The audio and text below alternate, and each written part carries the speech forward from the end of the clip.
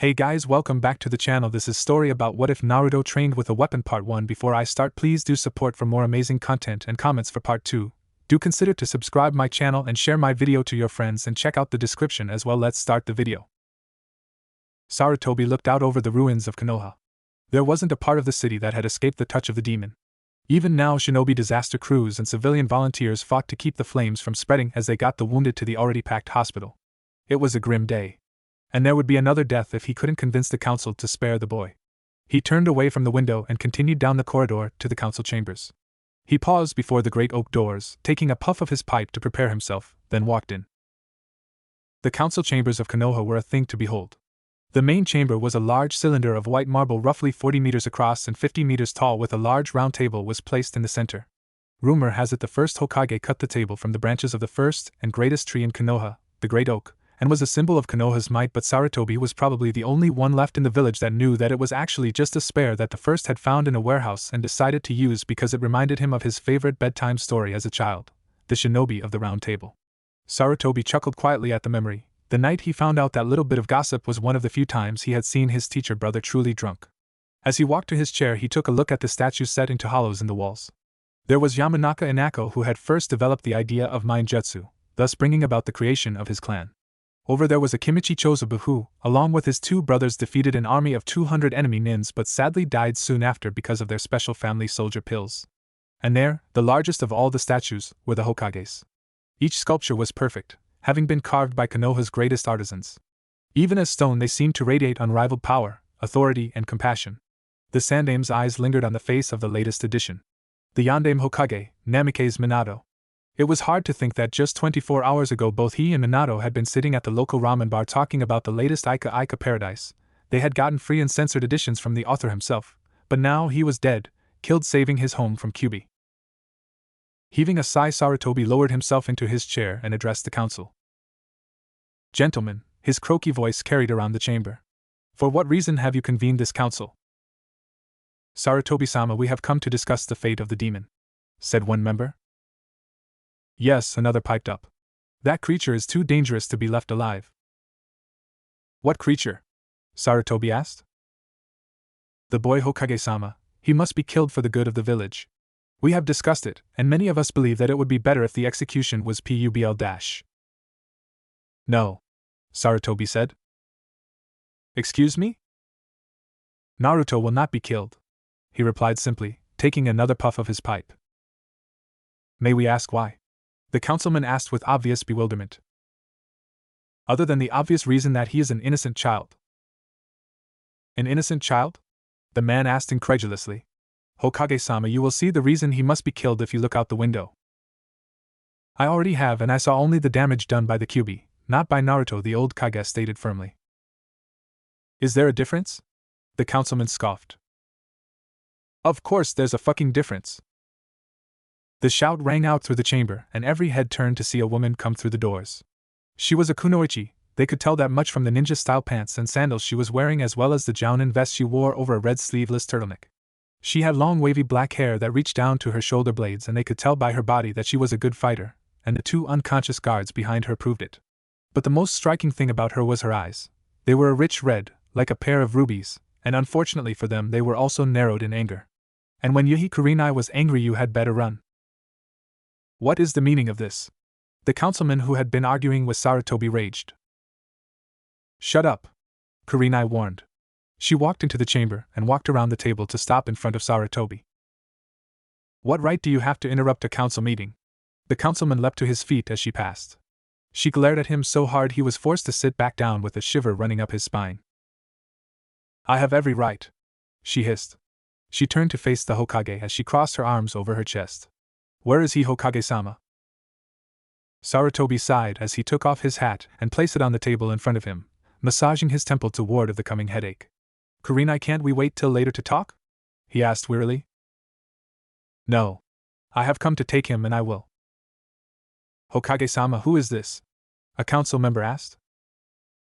This is Yuhi Kurenai, former teammate of Namikaze Minato and godmother of Naruto. At hearing this, there were murmurings from everyone present. Yamanaka Inoichi stood and asked the question that was on a few minds of the people trying to save the boy. Kurenai, if you're Naruto's godmother, she was pleased to note he didn't say the demon. Then who are his parents? She looked at the Hokage, who gave a slight nod before she turned back to the council. Well, Inoichi, Naruto is the son of Uzumaki Kushina and Minato. The reaction was immediate. Many members declaring that it was impossible and that she was lying, others asking the Sandaime if it was true. He just nodded his head. He raised a hand for silence, and after the commotion had died down, everyone sat quietly digesting this new information. It was Hyuga Hayashi who broke the silence. Hokage-sama, what is to become of the boy? Everyone perked up at this and looked at their leader with expectation. Sarutobi took a long draw from his pipe, then looked at Kurenai, who nodded, and he let out a tired sigh. We will respect his parents' wishes and he will be placed under the care of Yuhi Kurenai. But sir, we can't let the demon live, it will dash. The council member's rabble was cut short by a swift elbow to the gut courtesy of Inuzuka-tsum. I wouldn't talk too harshly of Minato's son. Both Minato and Kushina were respected by nearly every ninja in this village, ninja who would fight to protect their son. She told him as he slid to the ground. I agree, said Sarutobi. But a few ninja and more than a few villagers will try to harm him, so from this point on the fact that Naruto is the Kyuubi's container shall be an S-class secret. Anyone who tells their Naruto or their children shall be executed. That way he should lead a relatively normal life. Also, I think he should go by his mother's name of Uzumaki, so he will be protected from his father's old enemies from the Third Shinobi War. He will be told everything after his 16th birthday, but the law will still be in effect. Only Naruto can tell people the truth. That is all. Dismissed.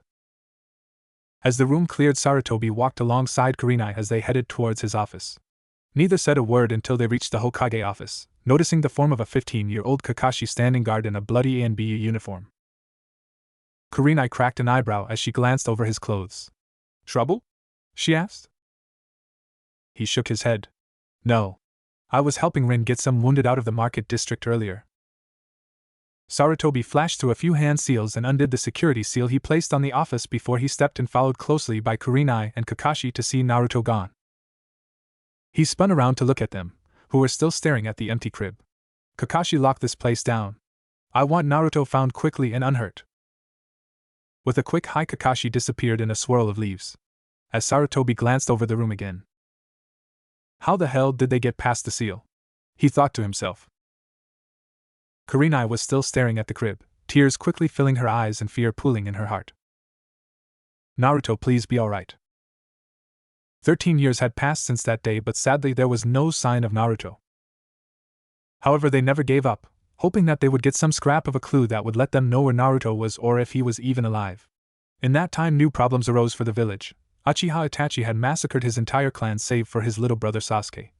The Hidden Cloud village tried to kidnap the Hyuga heiress to unlock the secrets of the Byakugan, which resulted in the death of Hayashi's brother, and in one of the worst displays of treachery in Konoha's history, Danzu and his root division of ANBU attempted a coup only to be foiled by the timely arrival of Jiraiya, who had been hunting for signs of Naruto and found out about the attack through his spies. After the failed attack, Root was forced into resorting to guerrilla warfare, and after a few months Konoha managed to get intel about one of their major bases and plan a surprise attack. The battle was short but fierce, but with the element of surprise the Leaf Nians were able to take the base with minimal effort. Kurenai picked her way through the ruined corridor, stepping over bodies and discarded weapons as she made her way to Genma's team, who needed help dispelling some high-level genjutsu. The place reminded her of a sewer with the pipes going along the roof and walls and the constant sounds of dripping that echoed through the tunnels. She stepped over a large rat and quickened her pace. She was thankful that she had chosen to leave her bandage dress at home, instead opting for knee-high kunoichi sandals which had a tight pair of ninja pants tucked into them, which had her kunai pouch and shuriken satchel attached. She also wore her jounin vest over a longer version of her old short-sleeved red shirt, which came out from under the vest to the middle of her thighs with slits down the front, sides and back for increased mobility. To top it off, she had fingerless ninja gloves with metal plates on the back and her forehead protector around her throat. As she walked through the next door, she could see the slight fuzziness in the air, an indication of a strong genjutsu, and something that only a genjutsu specialist like her would notice after years of practice. She flashed through the hand seals and focused her chakra to dispel it. She had just finished when a voice called out to her. Kurenai. She turned to see Genma, Saban in mouth as always, standing with his team next to a large metal door. Glad you could make it. So what did you find? She asked as she inspected the door. It was large, about 3 meters wide and 4 tall, with a complicated lock. Well, we found this thing covered by a strong genjutsu and surrounded by guards. We cleared them but got trapped in the jutsu and have been waiting for you ever since. The door got hit by an explosion during the fight but it didn't even scratch it. So what are you going to do? Genma grinned as he turned to his squad. Alright boys, show the lady how it's done.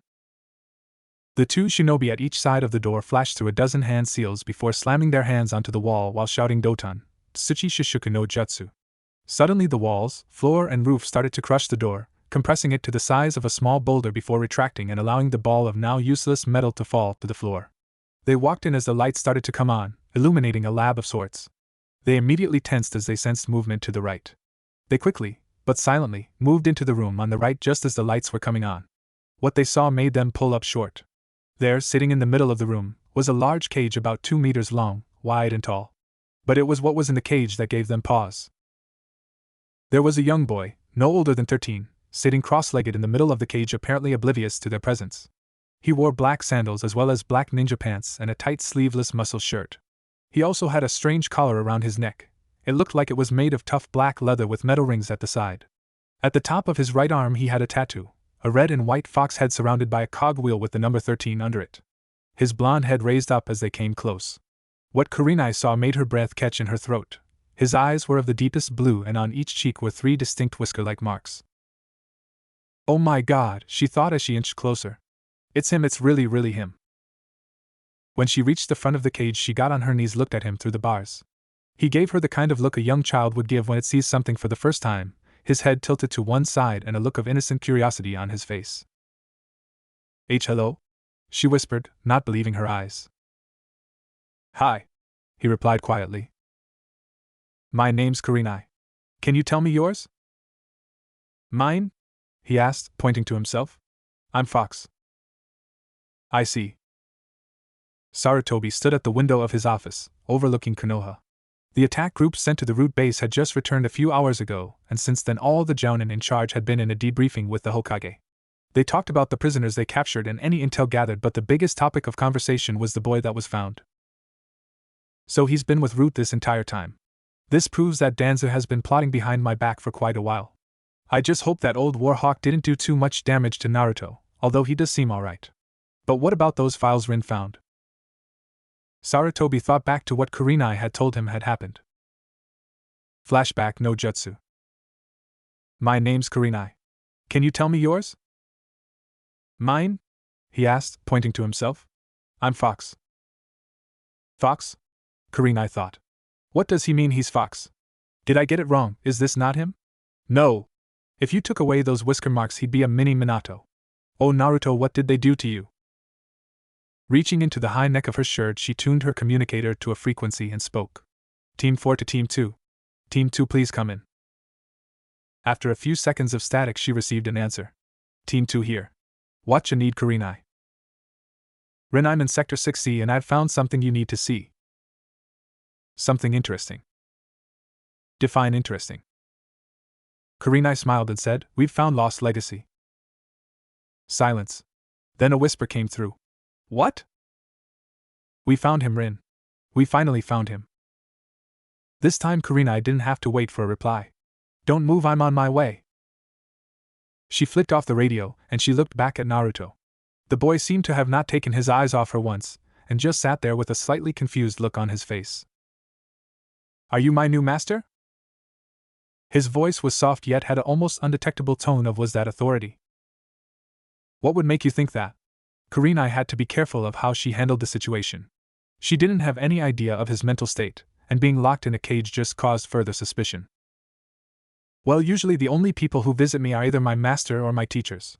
My teachers come round all the time, but I've not seen my master in a long time, and was beginning to think something had happened to him. Kurenai thought for a moment before asking, Now Fox, could you tell me your master's name? He thought for a few seconds before he looked back at her.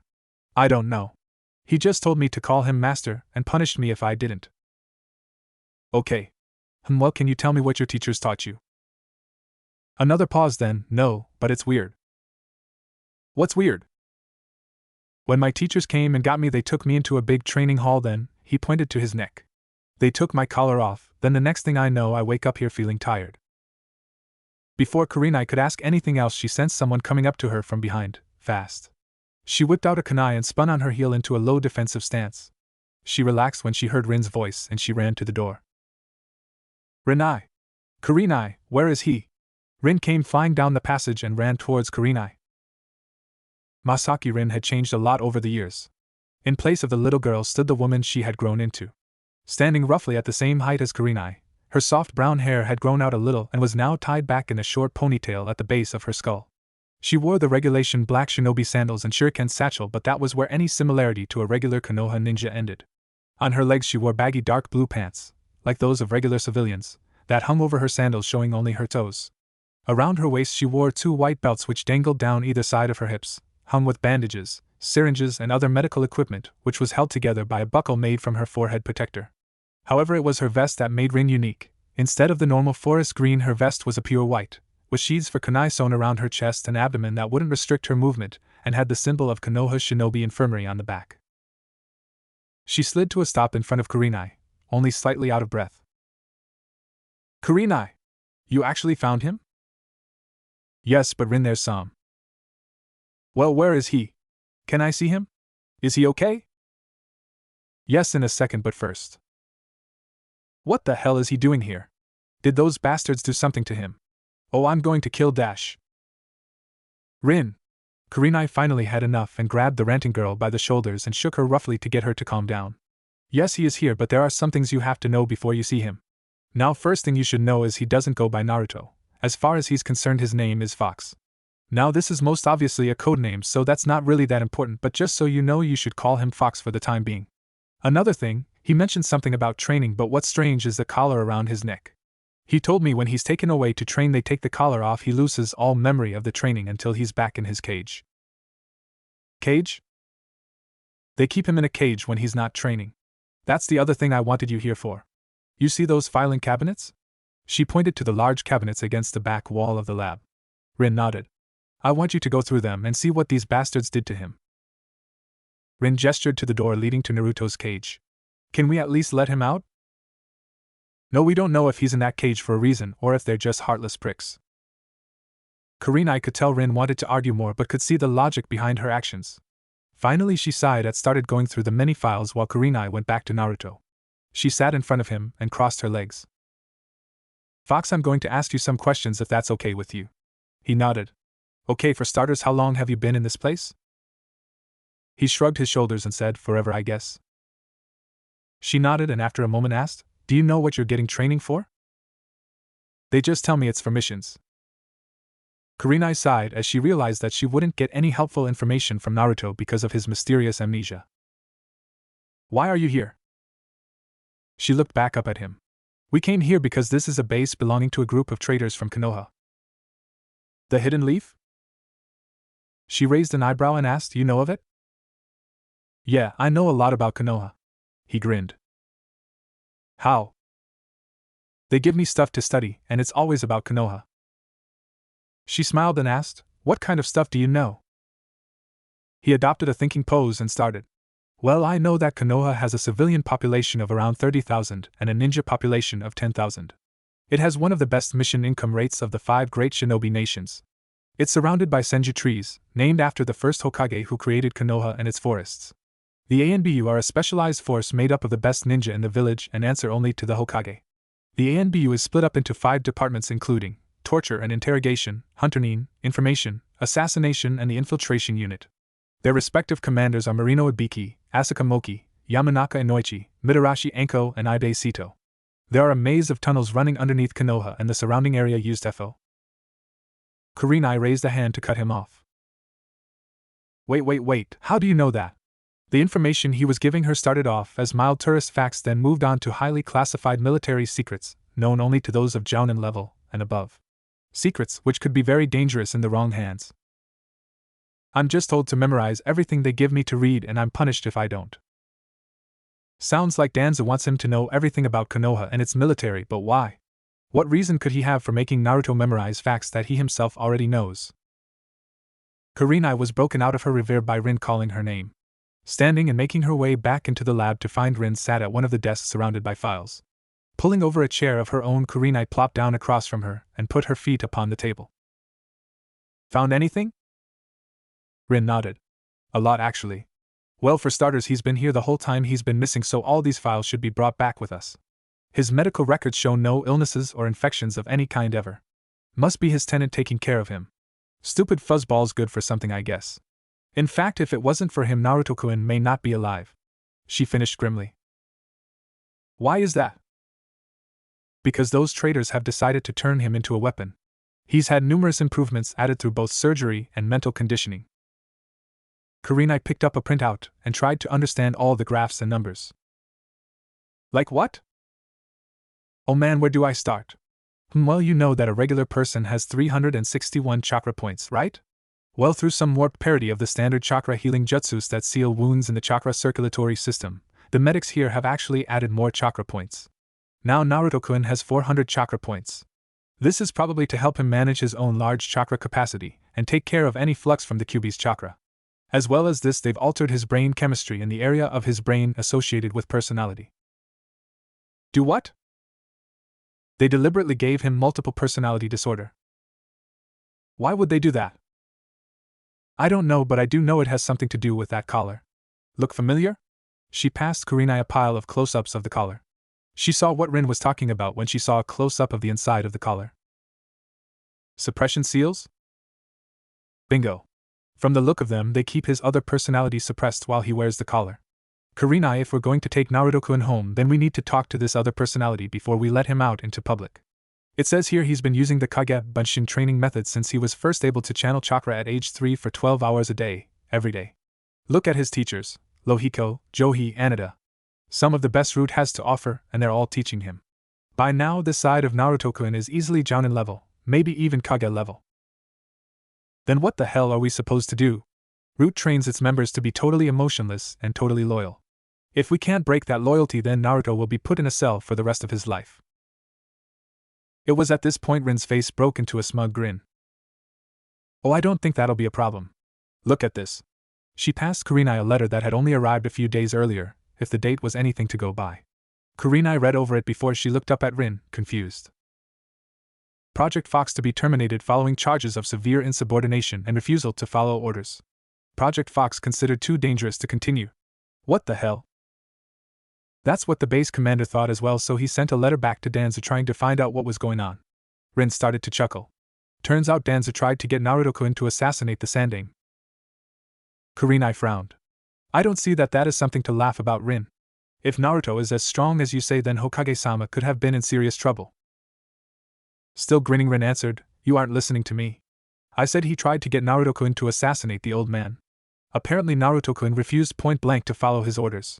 She started laughing again. Kurenai blinked.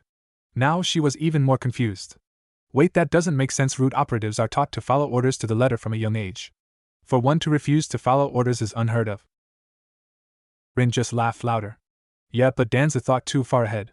While he was training Naruto-kun, he was already imagining himself as Hokage and that his little coup would work, so he taught Naruto-kun to give his loyalty to Konoha and the Hokage, not to Root and its commander.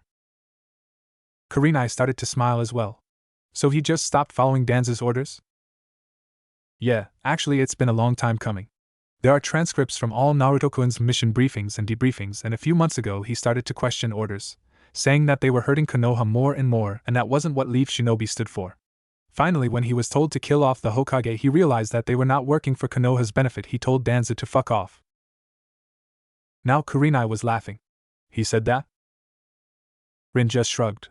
Well, not in so many words, but still. Kurenai just shook her head and said, He really is his father's son. Yeah. They were both bad at following orders. The women's laughter drew Genma over from his squad. And what's got you two hitting a giggle fit? Kurenai looked over her shoulder at him, and winked. Disobedient blondes. Genma just smiled. Yeah, well, Konoha been without one of those for a few years, so what do you say we pack up and head out? Absolutely, Rin said as she stood. Feels like forever since I've had some sweet ramen. Kurenai just shook her head. I don't care how good a Hokage he was, I still say Minato was a bad influence on you. Flashback and no jutsu. The Hokage turned to sound of knocking at his office door and called, Enter.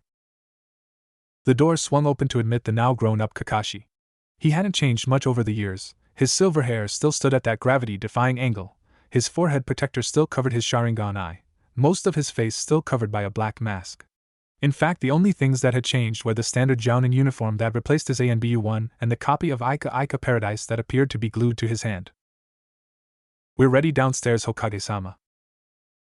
Sarutobi nodded, and together they walked down to a rather deserted corridor on the first floor of the Hokage Tower. They walked up to a door marked Janitor's Closet and went inside. The room was rather dusty and filled with cans of paint, bleach, mops and other maintenance equipment, and lit by a single flickering light bulb. Sarutobi reached up and tightened the bulb so there would be uninterrupted light, and as he faced a pile of boxes stacked against the wall, biting his thumb, he preformed 5 hand seals and slammed his palm into the pile of boxes, which caused it, and part of the wall behind it, to swing open, revealing a set of stairs leading into an underground tunnel. This door was one of 50 spread out across Konoha, camouflaged as everything from wishing wells to barrels and paintings to waterfalls.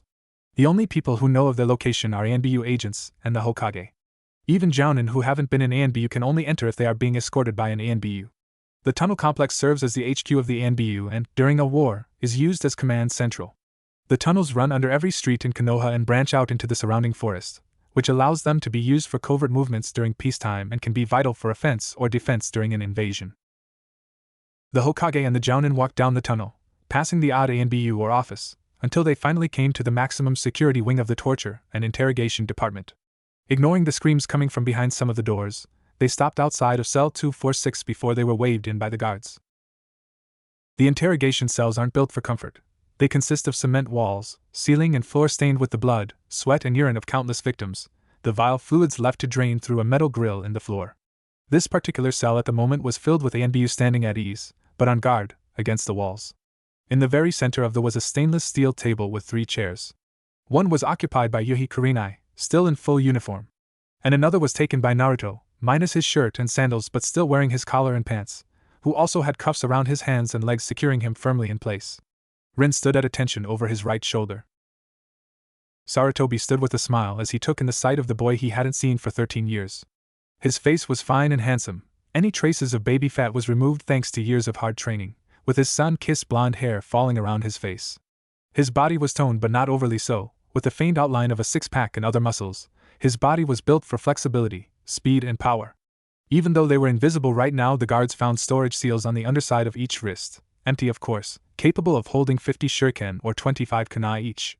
Just by looking at him, Sarutobi could tell that when he fought, Naruto had a good balance of taijutsu, genjutsu and ninjutsu, not relying on any one of them as most do. The boy wasn't overly tall for his age, but he certainly wasn't short. Dear God, he looked just like his father.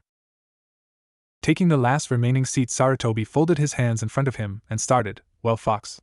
Welcome to Konoha. I assure you these surroundings are just temporary, and will get you on your way soon. Do you know who I am?" Naruto nodded. "Yeah, you're the 3rd Hokage, Sarutobi Hiruzen." "That's right, and do you know why you're here?"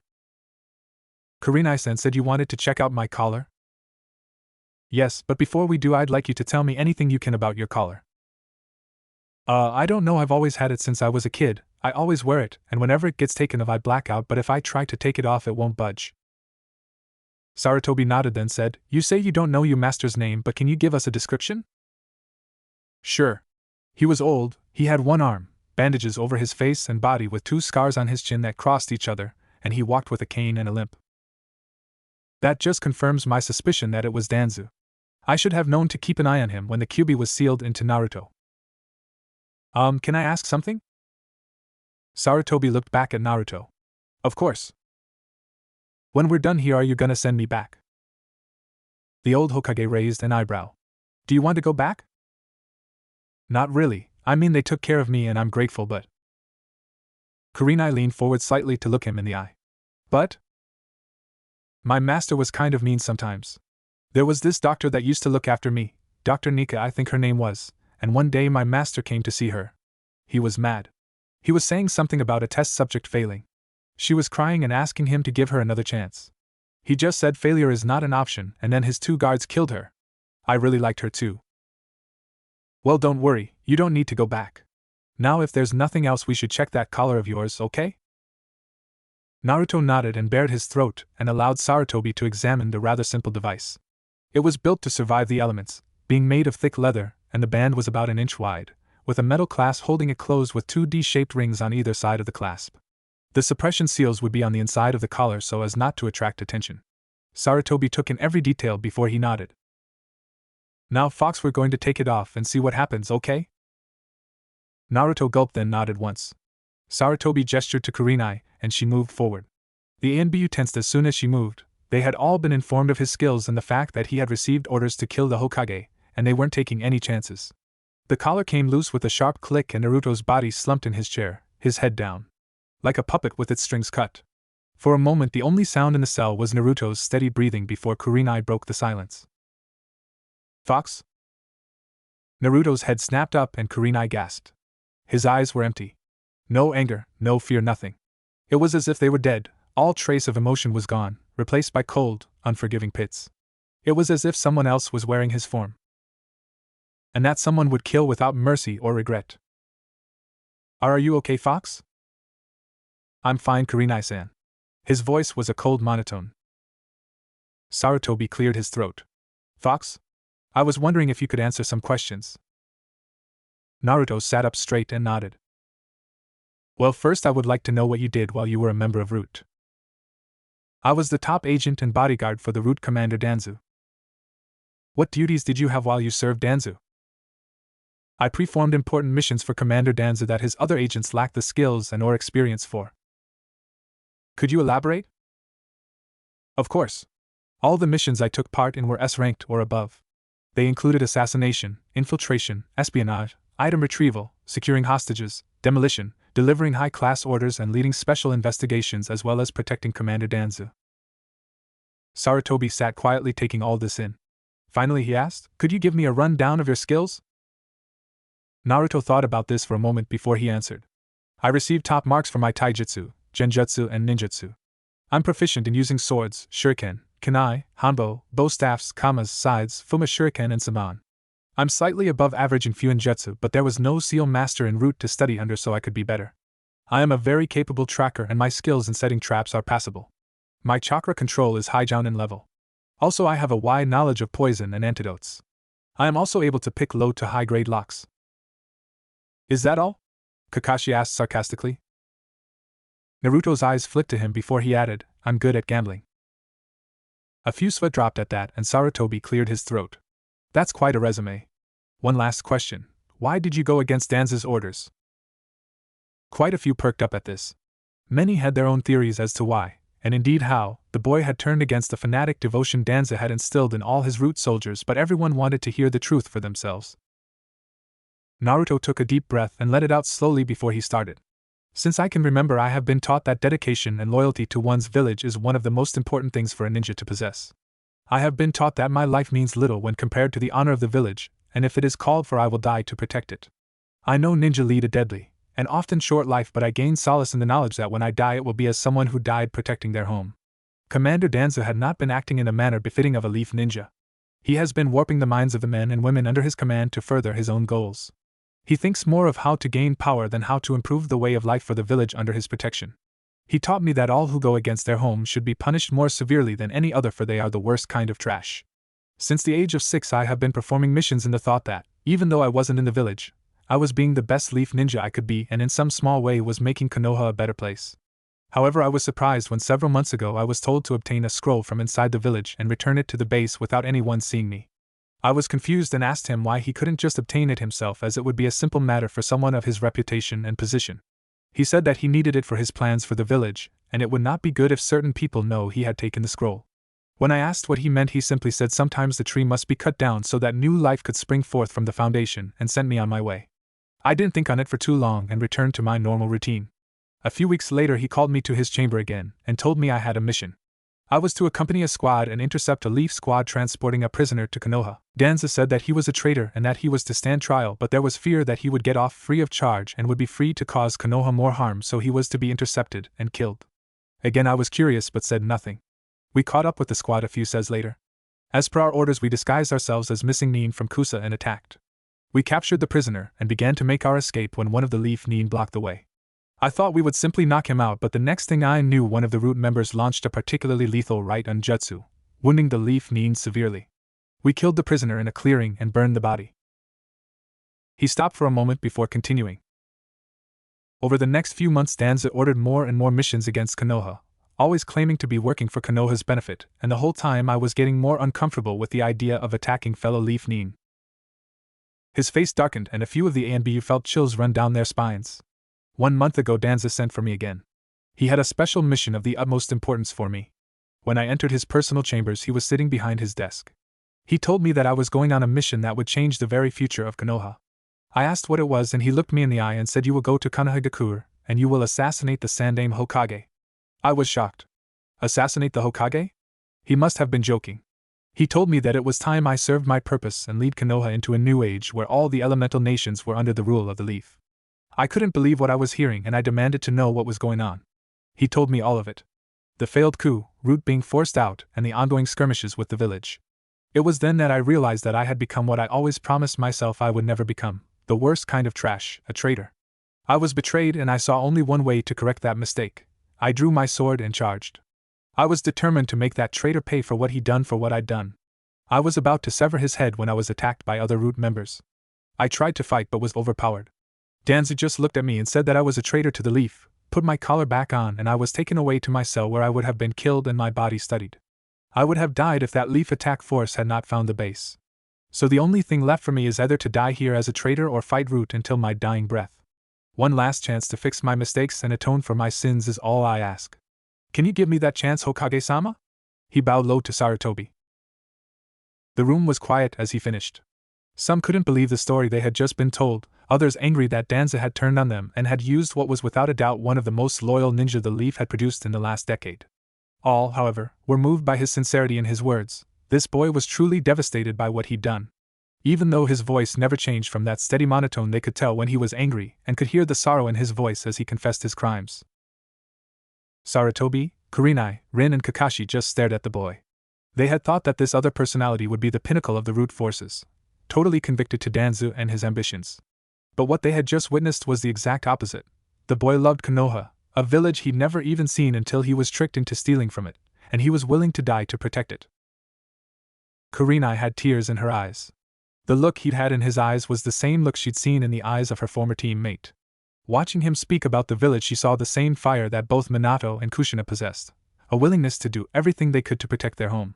Minato, Kushina, your son truly will do you proud. Sarutobi watched the boy throughout his story, and only one emotion was present within the old Hokage's heart. Pride. Sarutobi felt pride rushing through his body as the boy declared to do what he could against Danzu, vowing to do what he could to keep the people of Konoha safe from the old war hawk's bloody ambitions. Even at this young age, Sarutobi could tell that this boy would one day help guide the village into a new era of peace, maybe even as its Hokage. Naruto, my boy, you, without a doubt, have inherited the will of fire. Fox. Naruto lifted his head to look the Sandaime in the eye. You have shown commendable loyalty to both me and to your village. I do not believe that you attacked fellow Leaf Ninja for any malicious purpose or for your own gain, and I believe that if you could, you would have stopped Danza before he could do any harm to our home. I believe that with your help we can stop these traitors and bring peace to our land.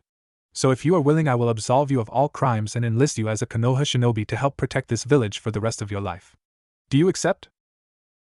The only hint of any reaction to his words was another low bow to the Hokage, Fox's face keeping its passive stare. Arigato, Hokage-sama. Well, that should be. Actually, Hokage-sama, there is one more thing I need to tell you. Sarutobi leaned forward to lean on the table. Oh, what? It's about my other personality, the one Kurenai-san spoke to in the Root base. Over time, as this body grows older, the two personalities will merge, I suppose you could call it. We will cease to be two separate personalities and become one. We will each gain the other's memories and skills, but we will become a new person. I would also prefer if my other half was trained as a ninja. Sarutobi's eyebrows shot up. He's not trained? Naruto shook his head. No. Danza thought that if I rebelled and he could get the collar back on, I would be helpless. He was right. He muttered the last part in mild disgust. Sarutobi nodded. Okay. But one of you will have to be the dominant personality. People are bound to get suspicious if your personality keeps changing. The other personality shall be the dominant one. He should fit in more with children my age. If there's trouble that my other self can handle with his training, take the collar off. Also, we should have different names as to avoid confusion. I'll still be known as Fox, but what will the other personality be known as? How about Naruto? All eyes turned to Rin as she spoke. She blushed slightly at all the attention but said, "We could call him Naruto." Sarutobi, Kurenai and Kakashi all smiled at this. It was a way to protect the boy and return that little piece of their lives that went missing all those years ago. "Yes, that's a good name. We'll call him Naruto." The newly renamed fox nodded after a moment of thought. "Yes, that should work." Sarutobi nodded at Rin, who moved forward and pulled out the keys to the shackles around the boy's wrists and ankles. As they fell away, Fox stood up, slowly stretching, not wanting to startle his new allies with any sudden movement. As the ANBU filed out of the cell, Fox reached forward and picked up his collar. He looked at it for a few seconds. "Maybe now I can put things right." He said it more to himself than the others. He put the collar around his neck, but before he clicked it together, he looked at Sarutobi and spoke. "Don't tell Naruto about me yet, he'll know soon enough." With that, he clicked the collar closed, and his world went black. Naruto woke with a groan as he felt something burning his eyes. When he opened them, he saw something he had never in all his life seen. He saw the sky. He'd seen pictures and read descriptions of it in books, but he had never seen the real thing. As he looked around, he saw that he was in someone's bedroom. It was rather plain with cream wallpaper and dark wooden borders. The carpet was a warm red and the pine wardrobe was against the wall across from a desk and chair, with the bed against the back wall facing what he recognized as the Hokage monument. After a moment of wondering why he was in Konoha, it all came back to him. "Oh yeah. That Kurenai lady said that they were taking me back to their village with them. Wow, so that's what Konoha really looks like. Thought, why have I got a feeling of deja vu? Man, last thing I remember, I was talking to the Hokage and then he took off my collar and then..." Finding no memory of what happened after that, Naruto decided to find out where he was. Throwing the covers to the side, he noticed that he was now dressed in simple dark blue pajama bottoms and a white t-shirt. He made his way out of the room and into a short hallway. To his left there was a closed door, and directly across from him was the open door to the bathroom. Following the hallway, he came out into a rather large living room. The floor was made of polished wood with the same wallpaper and borders as the bedroom. Plush rugs were laid out on the floor, and on one side of the room large windows, that ran from the floor to the ceiling, led out to a balcony. In the middle of the wall across from him was an ornate fireplace. There was a large 48-inch TV in the corner with a tan leather couch and chair facing it, with a low coffee table in front of them. The walls were adorned with a few pictures and paintings. In the corner opposite the windows was a small, but well-furnished kitchen. The marble countertops gleamed in the light and the utilities were all a dull chrome. A small table stood in the center of the kitchen area. And standing there in simple red pants and a long-sleeved white shirt stood Kurenai, standing over the stove which was emitting a tantalizing smell. "Morning," she called. "A good morning, Kurenai-san. I hope you don't mind bacon and eggs for breakfast?" she asked him, tilting the pan to show him the bacon, sizzling away. "I've never actually tried it. All they let me eat at the base was rations and nutrient supplements." He hadn't moved from the hallway. "Well," she said as she put the food onto plates, "I'm sure you'll like it regardless." "Kurenai-san?" "Yes?" "What am I doing here?" She stared at him a moment, confused, before it dawned on her. He had no recollection of the conversation they had with Fox. "You said you didn't want to go back to your master, right?" "Right. Well, Sarutobi-sama and I had a discussion, and we agreed to let you live here and train you as a ninja." Naruto's eyes widened. He was going to be a ninja. He'd always read about them and thought they were cool, and now he was going to be one. "Really? That's awesome. But where am I going to stay?" She cocked an eyebrow. "I just said you'll stay here." His looked at her, shocked. "Kurenai-san, I can't just..." She cut him off. "Yes, you can. I was the one that suggested it. You'll live here, I will be recognized as your legal guardian, and I, along with a few other jounin, will train you to be a ninja." He shut his mouth. He found it odd that she would let a perfect stranger move in with her, but felt touched that she would place such faith in him, and he vowed not to let her down. "We good now?" "Hi, Kurenai-san." "And drop the san, we're roommates now, no need to be so formal. That reminds me, to keep you hidden from your old master we decided to change your name. From now on you'll be known as Uzumaki Naruto." She watched him to measure his reaction. He thought on it for a while. "Naruto Naruto to him, sounds cool." He grinned as he nodded. "I like it." She smiled.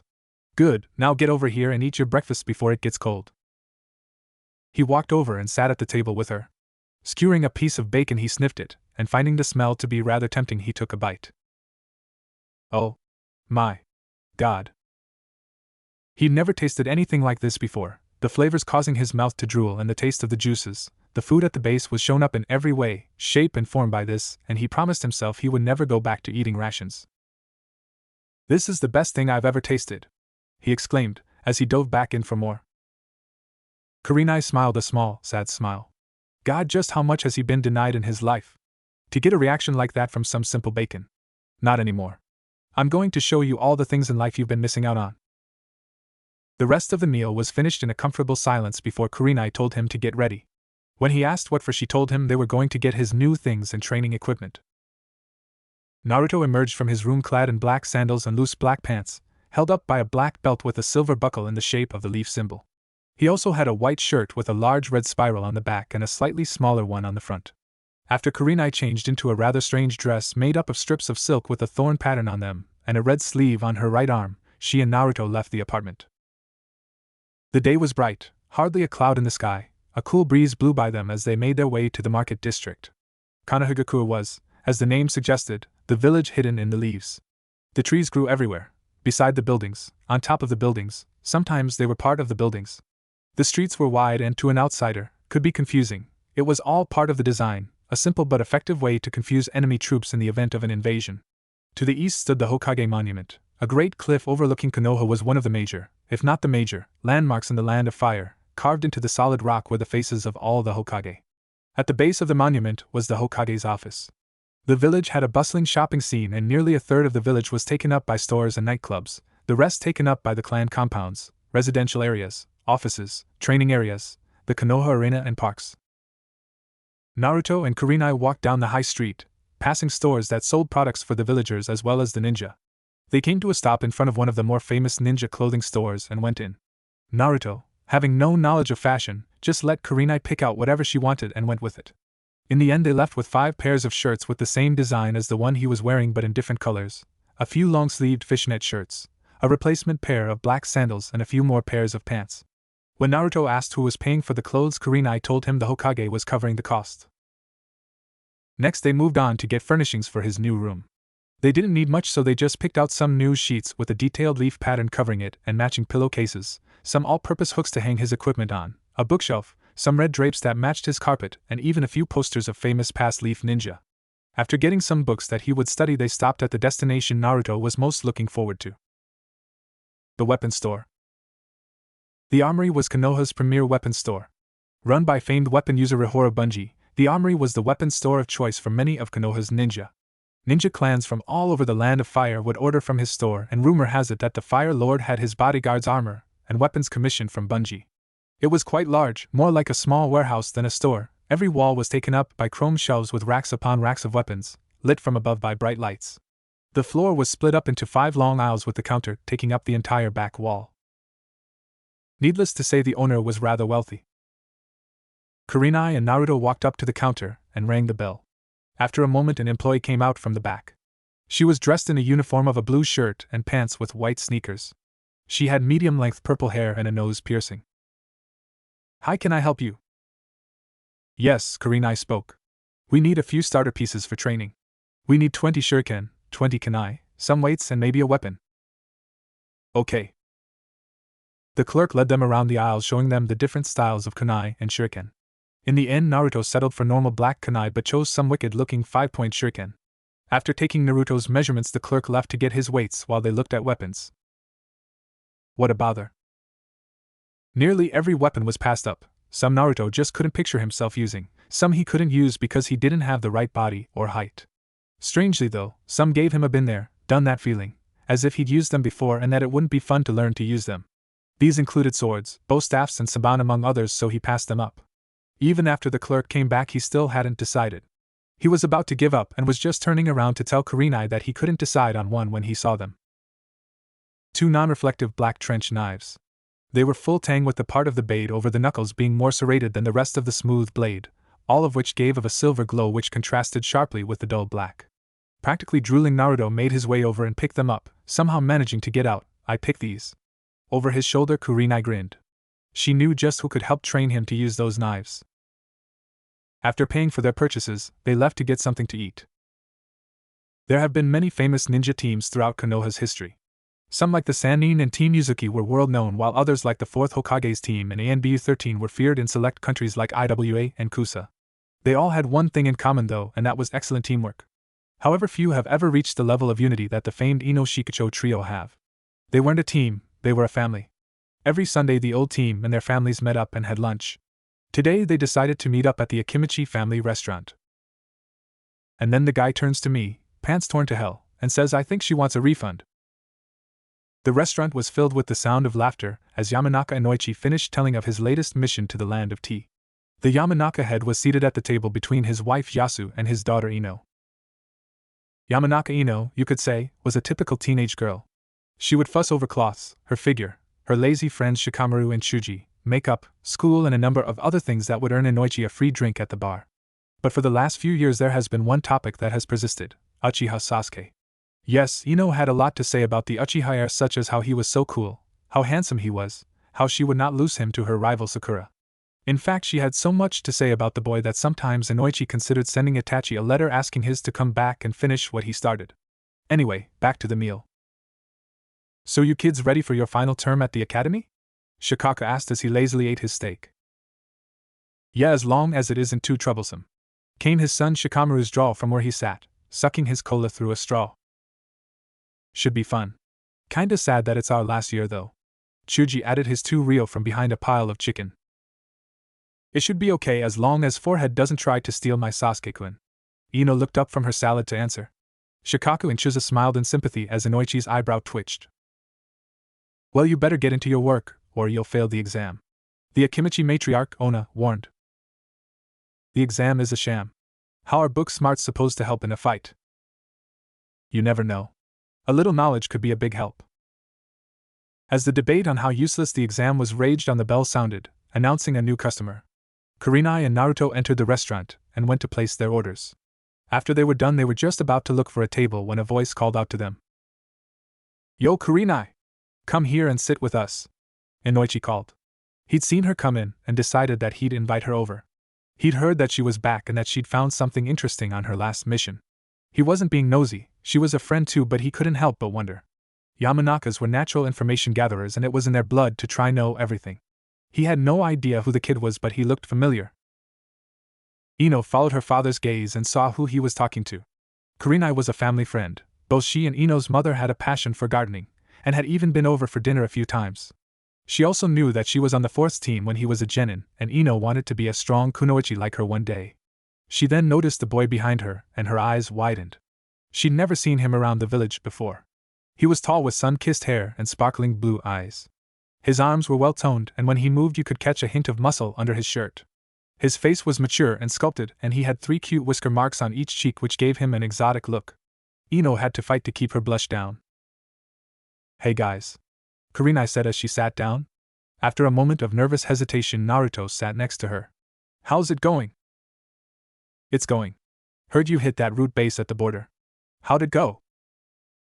You're the head of the information division, shouldn't you know how it went? Nah, just got back from a B rank in the land of tea late last night. Haven't had a chance to go to the office. Well, she said as she took a sip of sake. We found something interesting. After a moment of silence, Inoichi prodded. Well? Well, what? What did you find?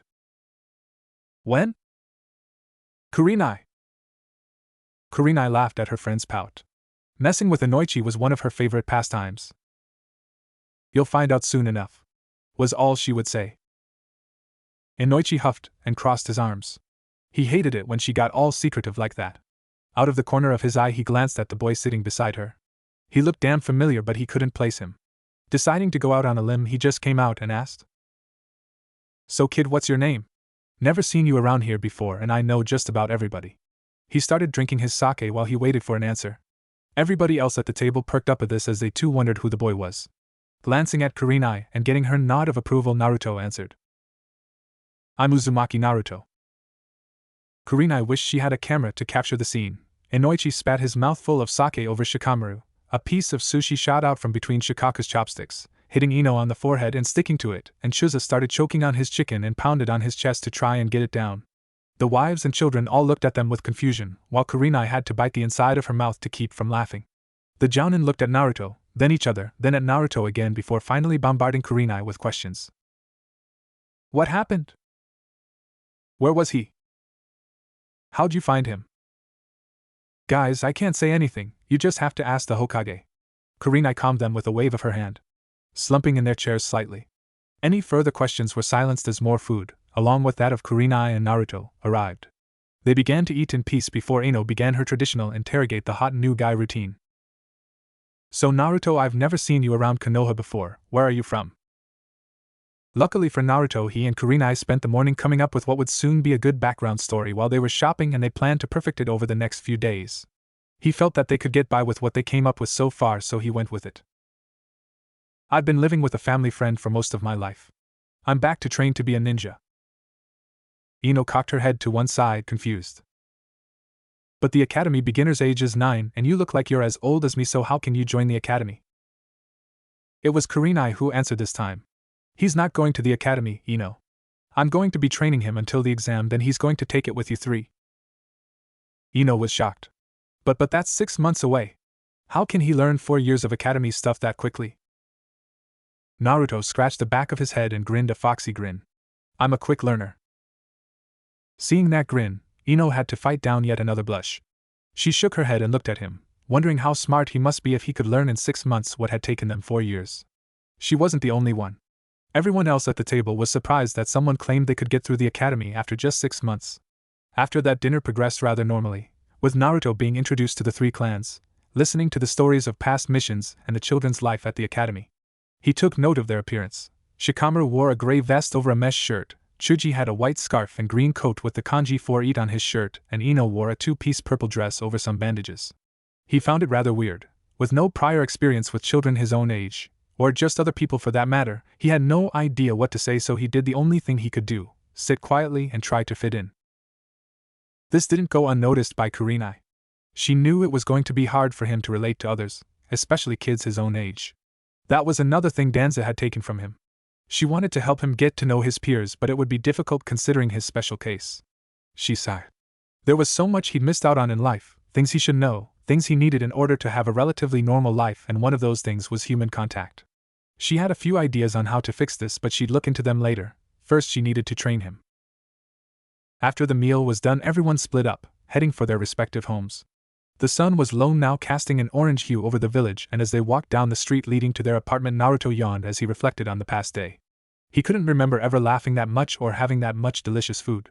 Without a doubt, it was the best day of his life, and he was a little sad that it was over. Kurenai. HM? I just wanted to say thanks. Today's been great. I can't remember the last time I had so much fun. I don't think I've ever had this much fun, so thanks. He scratched the back of his head. Kurenai smiled and ruffled his hair. No problem. This is what your life is going to be like from now on, Naruto. Enjoy it. Naruto smiled back, and together they continued on home. They had training to prepare for. If Kurenai ever had any doubts that Naruto wouldn't be ready for the Genin exam before then, they were dispelled now. To say he had talent would be an understatement. He took to it like a fish to water. His chakra control was perfect, as it should be with all those extra chakra points, so exercises like tree walking and water walking he could do without apparent thought. He did have a little trouble at first since this personality had never used chakra before, but Fox's extensive training made up for it. So with chakra control taken care of and with Naruto in charge of his own studying, not that Kurenai thought he needed it, he seemed to know it all already anyway, and him already being in peak physical condition, the only things they needed to work on was his jutsu arsenal, kenjutsu, taijutsu and stealth. Not that hard at all. She had managed to round up some jounin who were willing to help train him. Kakashi offered to teach him a jutsu or two that Naruto wouldn't get from his books. Asuma agreed to help him with his trench knives, after ranting for a while because someone finally realized how cool they were. Rin wanted to teach him a few medical jutsu. She would train him in genjutsu. She had somehow convinced Anko to help with stealth, and Mato Guy agreed to help fan Naruto's flames of youth into an inferno. Meaning he'd help too. All in all, it was going well. Right now they were going to meet Guy and his team at their training ground. Kurenai had done this for every teacher Naruto had. She would come along on the first day of training, introduce him to his teacher, see how they got on, and then she left. She began easy. Since he'd already met her, Naruto began his training with Rin first. Then a few days later they moved on to Asuma, then Kakashi a few days after that. It was 2 weeks before she introduced him to Anko. That introduction consisted of Anko chasing Naruto around the training field with kunai and snakes to test him. Naruto jumped at every loud noise for the rest of the week, fearing that Anko wanted to play again. So, after gradually introducing Naruto to his teachers, each more eccentric than the last, they came to the king of all oddballs, the spandex-clad taijutsu specialist of Konoha, Mato Guy. Reaching training area 4, they leaped over the fence and walked through the trees. For a few minutes they came to a wide open clearing with 3 training posts, each being 3 meters thick, a few targets attached to the trees and small bench in front of a lake, most likely used for meditation. The clearing was empty, so they decided to wait by the posts, with Kurenai leaning against one and Naruto sitting on top of another. After 10 minutes of waiting, Naruto got bored and decided to try and balance one-handed on top of the post. Kurenai watched him out of the corner of her eye and smiled. After another few minutes they saw what appeared to be a dust storm approaching, followed by a slightly smaller dust storm. The first cloud reached them and sent Kurenai and Naruto, still balancing, into a coughing fit. No sooner had they stopped coughing than the second cloud reached them and made them start all over again. When the dust cleared, Naruto nearly fell of the post. There, standing in plain sight without a hint of shame or embarrassment, were 2 of the weirdest ninja to ever grace the earth. They both wore bright neon green spandex bodysuits, which thankfully weren't too snug. Both had the same perfectly shaped bowl cuts, both wore their forehead protectors as belts, and both had, without a doubt, the biggest eyebrows ever created by Kami. Naruto tried to understand what the hell they were shouting about. YOSH. What a most youthful way to start the day. Lee, my boy. That was close, but your flames of youth must burn brighter if you wish to win against me. Yes. Guy-sensei. Now to cool down, let us do 100 push-ups. If I fail to do that, I will do 1,000 laps around the village on my hands. And if Guy-sensei fails to do that, I will run to the border of Fire Country and back carrying a 5-foot log 7 times. That's the spirit, Lee. Gi-sensei. Lee. Gi-sensei. Lee. To top off this vision of creepiness, they proceeded to man-hug, complete with a romantic sunset genjutsu. Naruto didn't try to dispel it. He couldn't. He was frozen. Fortunately, a voice distracted him from this image. Lee. Guy-sensei. If you two could stop crying for a moment, you would realize that you're scaring people. A girl walked out from the tree line. She was about a year older than Naruto, with chocolate eyes and her dark brown hair tied in 2 buns. She wore a pink, sleeveless, Chinese-style shirt and a pair of dark green pants, with her forehead protector around her head. Following her was a Hyuga. He had slightly effeminate features and wore a gray coat and black shorts, and for some reason he had bandages covering his right arm and leg. Naruto could tell that he was a branch member, as he wore his forehead protector on his head, unlike the main house members who wore them some other way or not at all, proudly proclaiming that they were of the illustrious main branch. His white eyes seemed cold and uninterested. Guy looked up from his hug and saw a slightly annoyed Kurenai and a slightly pale Naruto, which was saying something as the blood was rushing to his head from the handstand. Jumping up, he called, "Good morning, Kurenai-san. I hope you are well this fine day." Allowing a smile to break through, she replied, "Yes, Guy. But if I may ask what kept you?" I believe that is my fault. You see, we were on our way here when I challenged my wondrous students to a race. While we were discussing the terms, my eternal rival Kakashi.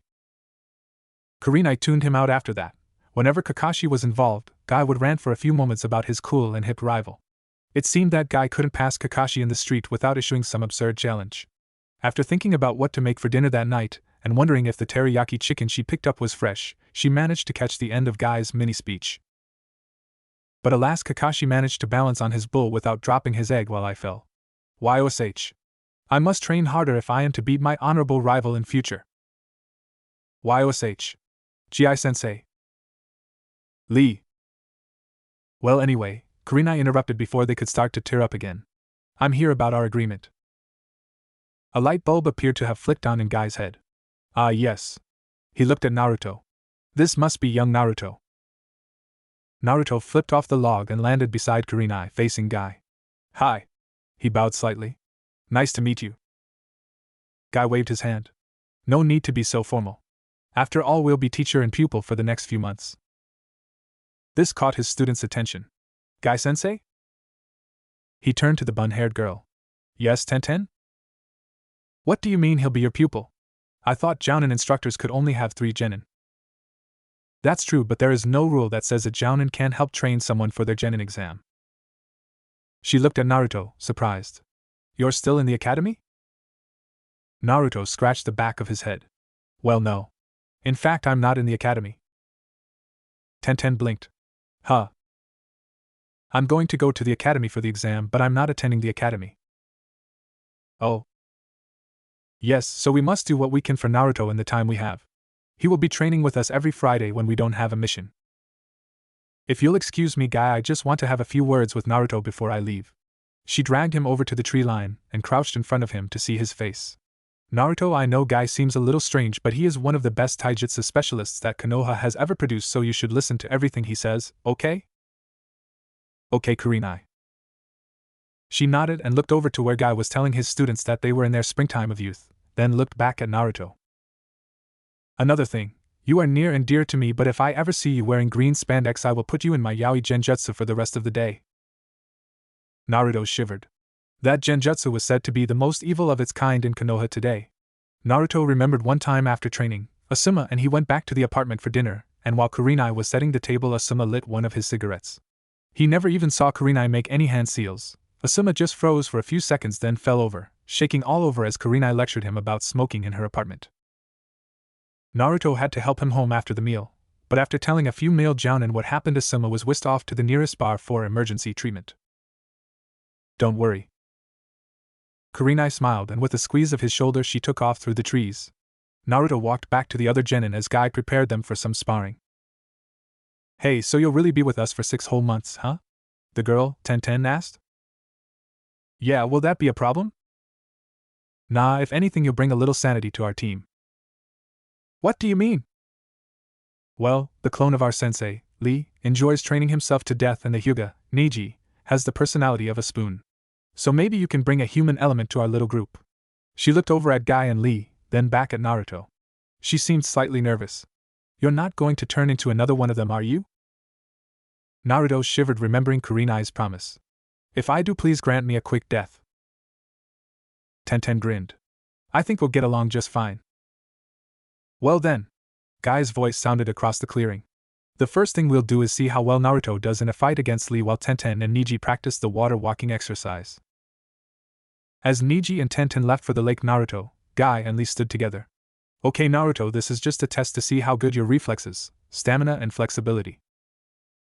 Naruto nodded and stood across from Lee, who smiled and said, Naruto-kun, let us do our best, shall we? Naruto smiled back as he got into a loose stance that Asuma taught him and waited for Lee to attack.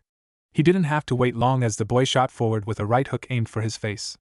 Naruto spun low to avoid it and extended his elbow to smash it into Lee's ribs, but the spandex child hopped back, dodging the attack, only to come back in with a left kick that caught his head.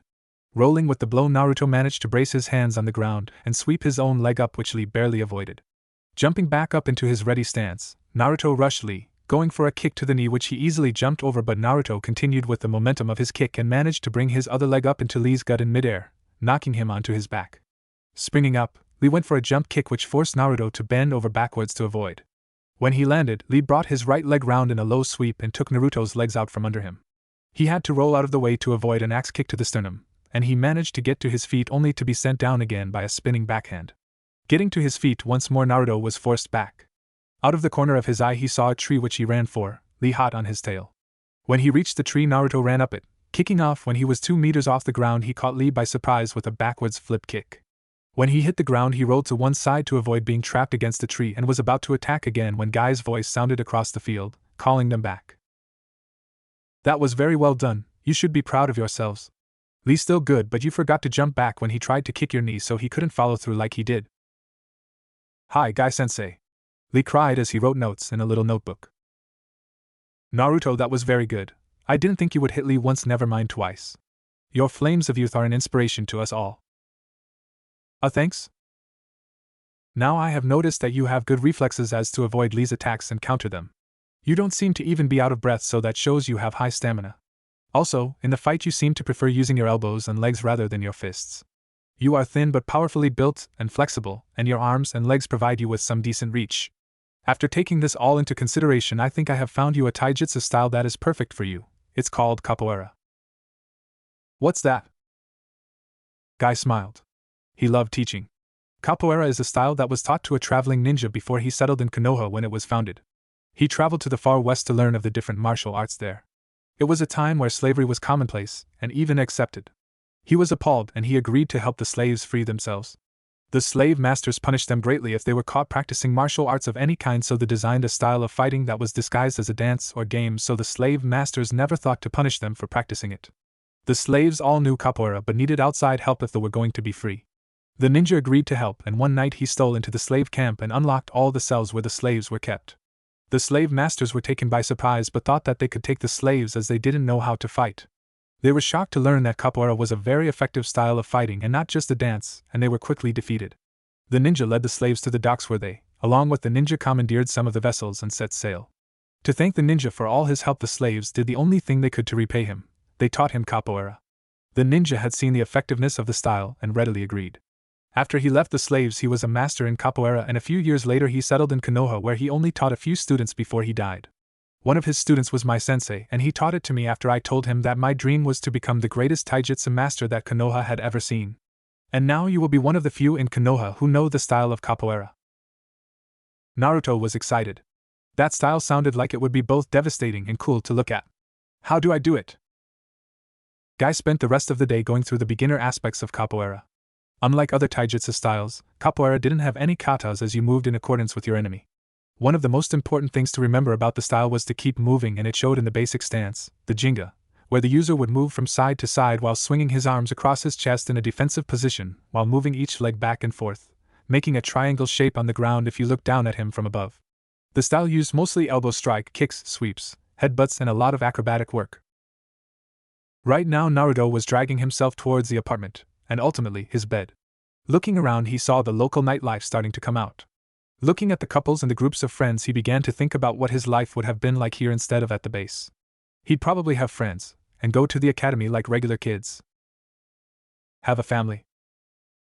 That was one thing that he thought about through the years. He knew he couldn't just appear from nowhere, so he had to have had parents at some point, but whenever he asked, the people at the base just said that he didn't have any. He couldn't do any research in any birth registries, and he was never allowed out of his cage unless it was for training. That was another thing that he found strange. Now that he had Kurenai and the rest of the Jounin teaching him, he knew what training was, and he never blacked out, but was often knocked out. He never really thought about his collar before, but now he had to wonder. Why did he have it? What was it for? What happened when he took it off? He shook his head to clear it of those thoughts. If he had no new information, then he knew nothing that he didn't know a month ago. He pulled himself up the stairs towards the apartment door and went inside. There was a note on the table saying that Kurenai had a mission and would be back in 2 days. He picked his still warm meal from its tinfoil wrapping and proceeded towards his bedroom for a good night's sleep. Naruto ran as fast as he could. The trees were blurs as his legs carried him through the forest at untold speed. He ignored the pain in his side as he tried to make it to a good hiding spot before he was caught. He glanced over his shoulder to try and catch a glimpse of his pursuer, but all he could see was the verdant greens and browns of the forest. Feeling that he was safe for the moment, he stopped on a branch to catch his breath. Looking down at himself, he saw that he was covered in sweat, blood, and dirt. His shirt was missing and his pants had large holes in them. He sighed. He'd have to go shopping again. Standing back up, he prepared to start running again when he heard rustling behind him. He spun in time to see his predator crash into him, sending them hurtling off the branch to crash into the forest floor below. Blinking away the daze from the crash, he tried to get up, only to find a weight straddling him, pinning him to the ground, and a silky laugh ringing in his ears. "Caught you, Naruto," purred Anko as she slid a sharp kunai from her coat. Naruto whimpered. It had been 1 month ago that Naruto was first brought to Konoha and 3 weeks since he began training. He'd been progressing well. He'd learned 2 new jutsu, Magen, Jabaku Satsu no Jutsu, and Katan, Hausenka no Jutsu. His form in capoeira was coming along nicely, as was his training with his knives, and his stealth was getting there. Rin had him reading up on the human body, as she wanted him to be completely aware of what was possible for the human body before she taught him medical jutsu. He didn't mind, he liked reading. Currently Naruto lay in his bed moaning pathetically, with Rin fussing over him and Kurenai scolding Anko. "How many times do I have to tell you not to go overboard?" "He's fine. He came back in one piece, didn't he?" "You had to carry him back after he passed out from blood loss." "You worry too much, Kurenai." Kurenai just threw up her hand in exasperation and moved to the bed where Rin had just finished giving Naruto a checkup. "How is he?" she asked the medic. He'll live, just a little tired. See? Told ya, Anko chirped. Kurenai glared at her fishnet-clad friend and moved into the living room, Rin and Anko following behind. She made them some tea and they sat on the couch in silence before Rin spoke up. Sarutobi-sama says he needs to tell the council about Naruto-kun. Kurenai sighed. I know. He said he wants you and me there when he presents the files we found to the council. How do you think it'll go? Kurenai sipped her tea thoughtfully. Well, I doubt the Inoshikucho families will be a problem as they have spent time with Naruto and they were friends of Minato. The Inuzukas would most likely accept him, but their loyalty will be absolute when he proves himself to the village. The Aburame would be highly logical and reserve judgment. I don't know about the Hyugas, but Hayashi was a good friend of Minato's when he beat that fake crap out of his head. It'll be the civilians that will try to stir things up though. Anko snorted. Let them say what they want, civilians don't get a choice in things like this. Still, they could cause some animosity towards Naruto-kun, Rin commented. Wouldn't really matter if they did. Ninja and civilians don't exactly run in the same circles. Yeah, but it is the civilians that run most of the stores. They could make life difficult for him. Kurenai scowled into her cup. Ah well, Anko supplied. We'll cross that shit creek when we come to it. The others chuckled lightly at the typical Anko response. The sound of blades clashing rang throughout the clearing. The combatants stood in the center trading blows. The taller of the two was always centered and never moved. The shorter one was in constant movement, spinning, slashing and flipping trying to land a blow. The short one brought his blade swinging up in a vertical arc only to be blocked. A kick was directed at his side but he flipped sideways over it, only to see a reverse kick coming straight for his face. He braced his hands flat on the ground behind him as he tried to duck backwards under the attack only to collapse to the ground with a cry of pain. The taller one looked down at him with slight concern. You okay, Naruto? Asuma asked as he helped his part-time student to his feet. Yeah. He groaned as he got up. What happened? Naruto sighed. It's the knives. Every time I try to brace my hands on the ground they get in the way or bend my fingers painfully. He looked at his knuckles where the trench knives had dug into them when he pressed his palms to the ground. Apparently capoeira and knife fighting didn't mix well sometimes. Asuma sighed as he ran a hand through his short beard and thought. They had been trying to blend Naruto's knives with his taijutsu, but it was slow going. Some of the moves required the hands to be pressed against the ground to give the user leverage to help perform flips and cartwheels. He groaned. Now they had to go and see Guy. Not that he didn't like Guy, but he was a lot to handle sometimes. Oh well. Naruto was one of the few who recognized the utter coolness of trench knives, and if he had to deal with Guy to pass on his art, then so be it. They made their way out of the Sarutobi family gardens and out the front gate of the compound. As they made their way into the market district, Naruto noticed something. Some of the villagers were giving him dirty looks and muttering about him. Thankfully, those looks were few and far between. They had started about 2 weeks prior. He'd asked Kurenai about it, but she just told him to ignore it, so he did. Asuma also saw the looks. He'd been told by his father that the council had to be informed of the recent developments, and it went surprisingly well. Apparently, Naruto being away all those years helped people move on, and only 2 or 3 people on the council still bore a grudge against him. When the general population was informed, it was the same. The majority was neutral, but there were some who couldn't escape the past and blamed the boy for the tragedy. Naruto's life wouldn't be in any danger or change in any dramatic way, so there was no problem. The few who glared at the kid got a healthy dose of killing intent, courtesy of Asuma. When they reached Team Guy's training ground, they entered the clearing in time to see Niji send Lee sprawling into the ground. I have told you before, Lee. Fate has decreed that you will always lose, the Hyuga prodigy said as the green-clad teen struggled to get up. Naruto frowned. He got on well with everybody on the team except Niji. He just couldn't stand his way of attributing everything to fate. His shitty attitude was another reason. Lee and Tenten were the closest things he could claim as friends, and he didn't like the way Niji always degraded them. In fact, sometimes he wanted to send the young Hyuga through the nearest tree. Guy, Asuma called as he lit another cigarette. The spandex nin turned at the call and smiled widely at the approaching duo. Ah, good morning, Asuma-san. I hope you are well this fine day. Asuma shrugged. As well as a smoker can be. We came because we need your help. They explained the problem with the knives to Guy. Guy looked thoughtful and asked Naruto to give a demonstration. Naruto obliged and went through a few exercises with his knives and capoeira when the same happened. Guy thought for a moment before inspiration struck. He took the knives and told Asuma and Naruto to watch closely as he mixed the fighting style and knife fighting together. It took Naruto a moment to realize something. You're not using your hands. Guy nodded. Yes, it appears that you could still fight with the knives and utilize your taijutsu if you don't use your hands for the flips. If you do handless flips and use more rolls and sweeps or use your elbows and forearms when you need to brace yourself against the ground, you should be able to incorporate your knives into your fighting style. If you refine and master it, you will have created a new branch of capoeira. Asuma chuckled. Hear that, kid? You've already created your own kenjutsu style. So what will you call it? Naruto thought about it for a moment before he smiled. Capoeira aerial. You're going great, Naruto-kun, Rin said as Naruto tried to heal the fish lying on the table in front of him. They were in a spare room of the hospital where Naruto was currently trying to cure a fish of a deadly case of scale rot by using Shaozen no Jutsu, the most basic medical jutsu.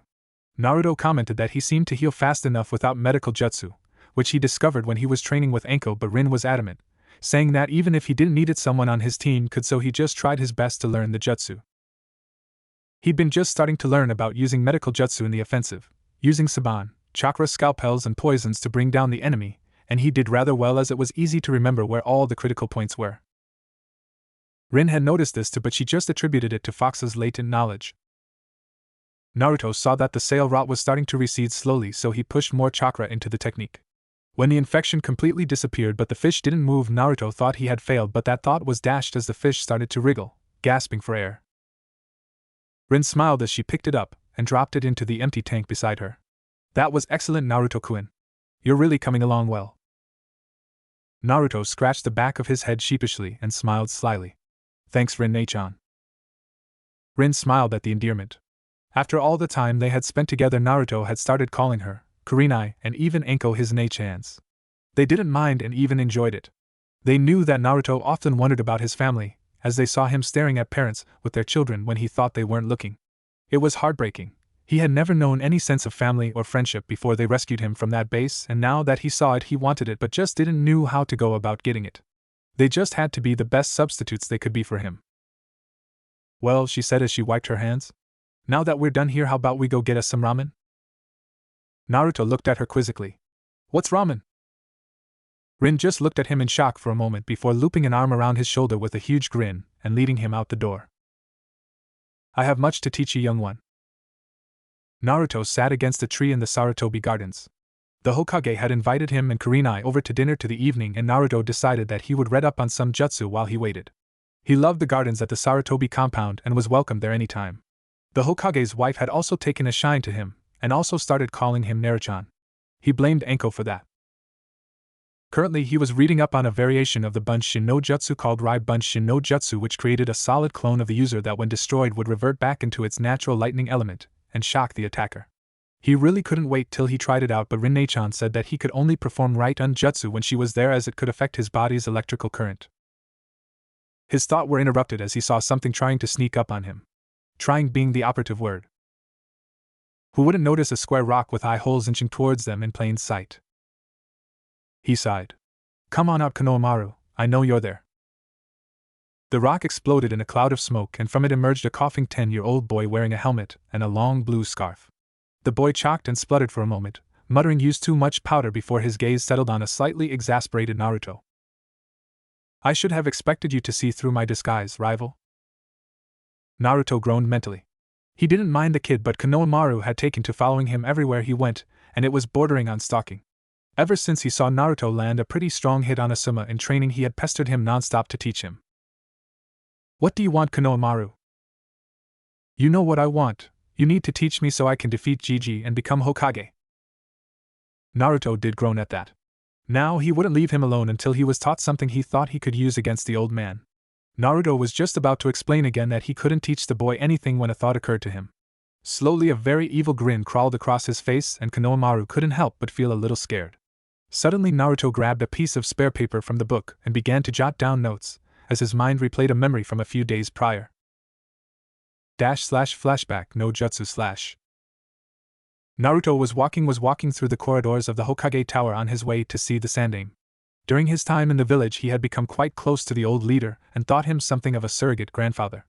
It didn't hurt that the old man had often offered to buy him ramen after Rin had introduced him to the sweet, fatty piece of heaven. Walking up to the door he noticed that it was slightly ajar, so he just walked in. He saw the Sandaime sitting in his chair facing the window with a small orange book in his hands and a rather strange blush on his face. His curiosity piqued. He walked up to the desk and tried to see what was in the book, but the Hokage was blocking it. "Hey Sarutobi Gigi, what are you reading?" The Hokage shot out of his chair and spun in the air, trying to see who had snuck up on him. His eyes landed on Naruto, who was confused as to why the strongest ninja in the village was suddenly sweating bullets. "And Naruto W, what are you doing here? Don't you remember, you said we were going out for ramen today?" Sarutobi sighed in relief. "What's in the book, Gigi?" He started sweating again. He was about to try and bluff his way out of it when the door opened to admit Anko. "Hey old man, got any good Miss Dash?" She broke off upon seeing the book clutched in the Sandaime's hands. "Sarutobi-sama, whose book is that?" she asked with a sickly sweet voice, a creepy smile gracing her features. What do I do? What do I do? Okay, calm down. There has got to be a way out of this. I could the boy. Sorry about this, Naruto, you'll understand one day. Actually, Anko, I just confiscated this book from Naruto. I believe that he has been spending too much time with Kakashi, and has begun to pick up his bad habits, the Hokage said in his most believable voice. Anko rounded on a confused Naruto, the creepy smile on her face got even creepier. So Naruto-chan likes reading little orange books, eh? Well, we'll just have to fix that, won't we? Or rather, fix him. She gripped the back of his shirt, and began to drag him out of the office. Come on, Naruto-chan, we have training, she said in a sing-song voice. Naruto knew that voice and usually associated it with pain. As he was dragged out, he glared at the Hokage with a mix of anger, hurt, and betrayal. The old traitor wouldn't meet his gaze. Naruto spent the next 4 hours training with Anko, which was basically her kicking his ass up and down the training field for 4 hours. He spent the next 2 days in his bed for recovery, being lectured the whole time from Kurenai and Rin about not being a pervert despite his protests that he wasn't one. Kakashi and Asuma didn't help any as they kept asking him what he thought of the book and if he had read any others. He swore revenge on the old man. /flashback and no jutsu/. And now he was getting that revenge with interest. As he looked over his notes one last time, he let out a chuckle that was malice incarnate. He jumped to his feet and pointed to Konohamaru. Konohamaru, are you ready to learn a jutsu that will guarantee that you will defeat your grandfather? Konohamaru had stars in his eyes as he nodded his head vigorously. Okay then, I want you to do exactly as I tell you. Sarutobi walked out the back of the estate and into the gardens to fetch his 2 grandsons for dinner. He felt bad for what he had done to Naruto, but he didn't really have any choice. Anko was one of the worst pervert bashers in the village. Naruto would understand one day. Right. He found the 2 in the far corner of the gardens. Konohamaru was covered in dirt and sweat while Naruto stood by watching him with pride. Konohamaru looked up as his grandfather approached and smiled. This would be the day he defeated him. The young boy leaped to his feet, all previous sighs of exhaustion gone, and looked at Sarutobi with determination. Today is the day that you're going down, old man. Sarutobi sighed. Another attack by his young grandson. This was the 6th time this week. And it was only Tuesday. Konohamaru, must you keep doing this? The old goat knows his time is at an end and is begging for mercy. Too bad. Oiroku no Jutsu. The name should have been warning enough, but Sarutobi was too distracted to care. From the cloud of smoke emerged a very sensuous, very beautiful, very naked young woman. She had luscious curves and legs that went on forever. Her eyes shone from under her long brown hair as she winked at him. Stop staring, Hokage-sama, I'm shy, she whined cutely. Sarutobi stared for all of 3 seconds before he was launched backwards in a crimson arc of blood gushing from his nose. As he lay on the ground twitching, Konohamaru released the jutsu and started to run around proclaiming that he finally defeated the old man while Naruto was rolling around howling his sides out in laughter. Yo, you just got your ass handed to you, Gigi, courtesy of Koru-chan. Naruto managed to get out between bursts of laughter. That'll teach you for blaming your perverted little habits on me. Sarutobi crawled to his feet with 2 bloody tissues stuffed up his nose. He couldn't deny that he deserved it, but that didn't mean he had to like it either. Reminding himself to outlaw that jutsu, he beckoned a smiling Konohamaru and a still laughing Naruto to follow him for dinner. Ino sat at the counter of her family's flower shop in a daze. School had let out for the weekend and she was forced to stay indoors and work in the shop.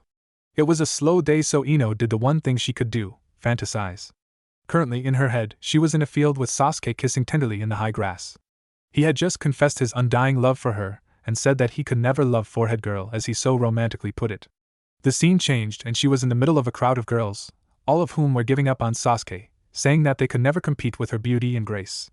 The scene changed again, and she found herself beside a small waterfall watching as a man bathed under the pounding water, water dripping off his muscular frame and his spiky blonde hair framing his deep blue eyes.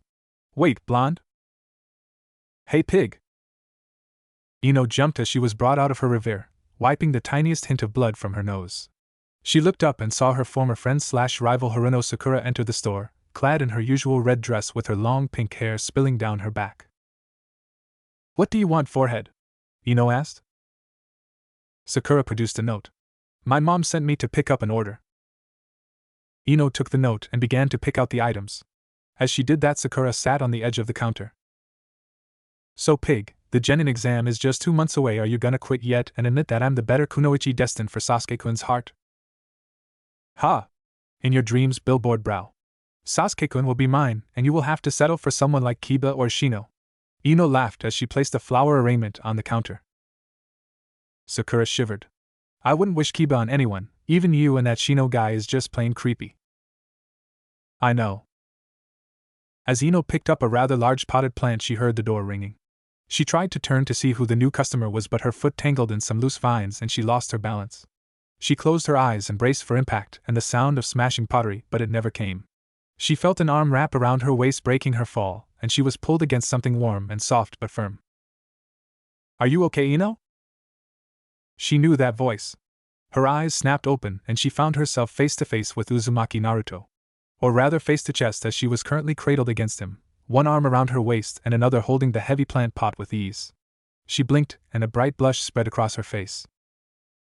Ino, are you alright? Sakura asked worriedly as she hopped off the counter. Yeah, I'm fine. Ino mumbled, still not taking her eyes off those of the tall blonde who was looking over her with worry. Ino!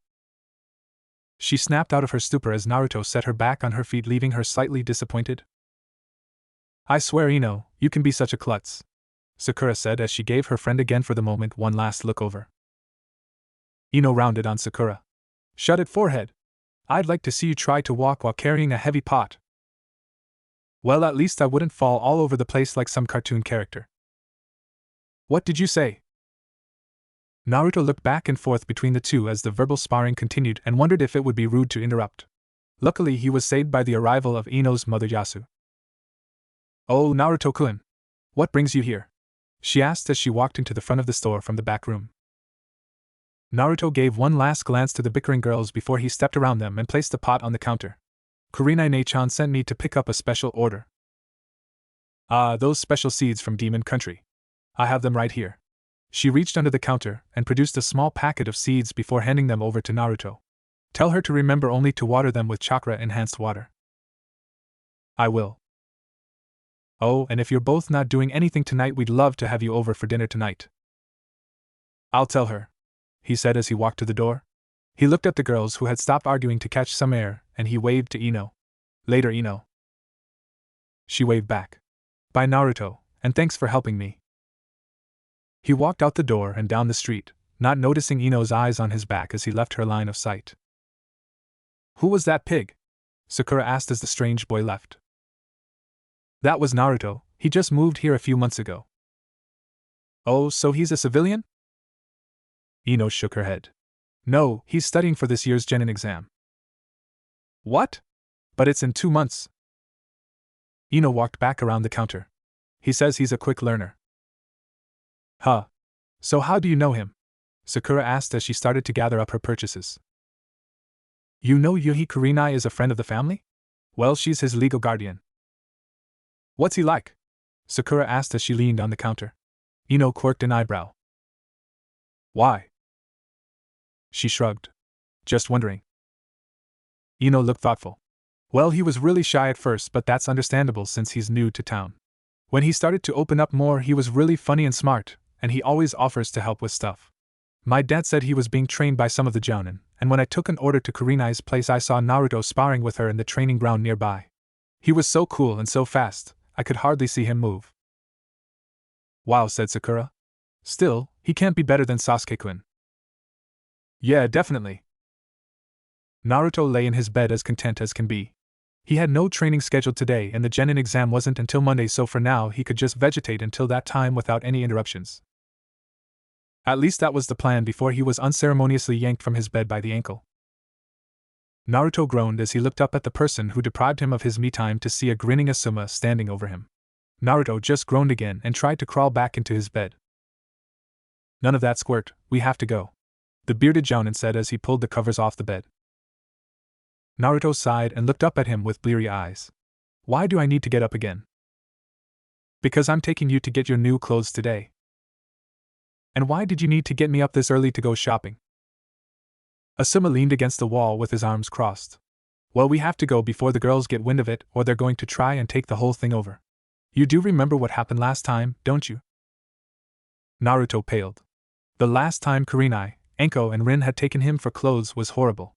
They spent hours going from store to store and trying different things on him, and they didn't even let him take a break in between. Some of the things they bought were things that even Mato guy wouldn't be caught wearing. Most notably a shirt that was pink and had flowers on it. Rin thought it was cute. Naruto was up and dressed in under 3 seconds, and a second and a half later he was dragging Asuma out of the apartment as quickly and as quietly as possible. Kurenai had caught up to them, much to Naruto's dismay, but Asuma made her promise not to try and doll the boy up. She agreed and they were on their way. After much convincing of Kurenai and a bribe to buy her some exotic flower seeds, Asuma managed to convince her to let Naruto shop at Asuma's regular clothing store. For some reason she didn't think a store called the Bloody Rag would sell high-quality ninja clothing, but Asuma assured her that it was where all the male ninja bought their clothes. Naruto was left to his own devices as Asuma and Kurenai went off to look at other goods. He passed several racks but couldn't decide what he wanted. He'd never had an eye for what went with what, and he didn't want to look stupid, so he kept it simple. He picked out a dark blue, long-sleeved turtleneck and pants similar to what most Konoha jounin wore.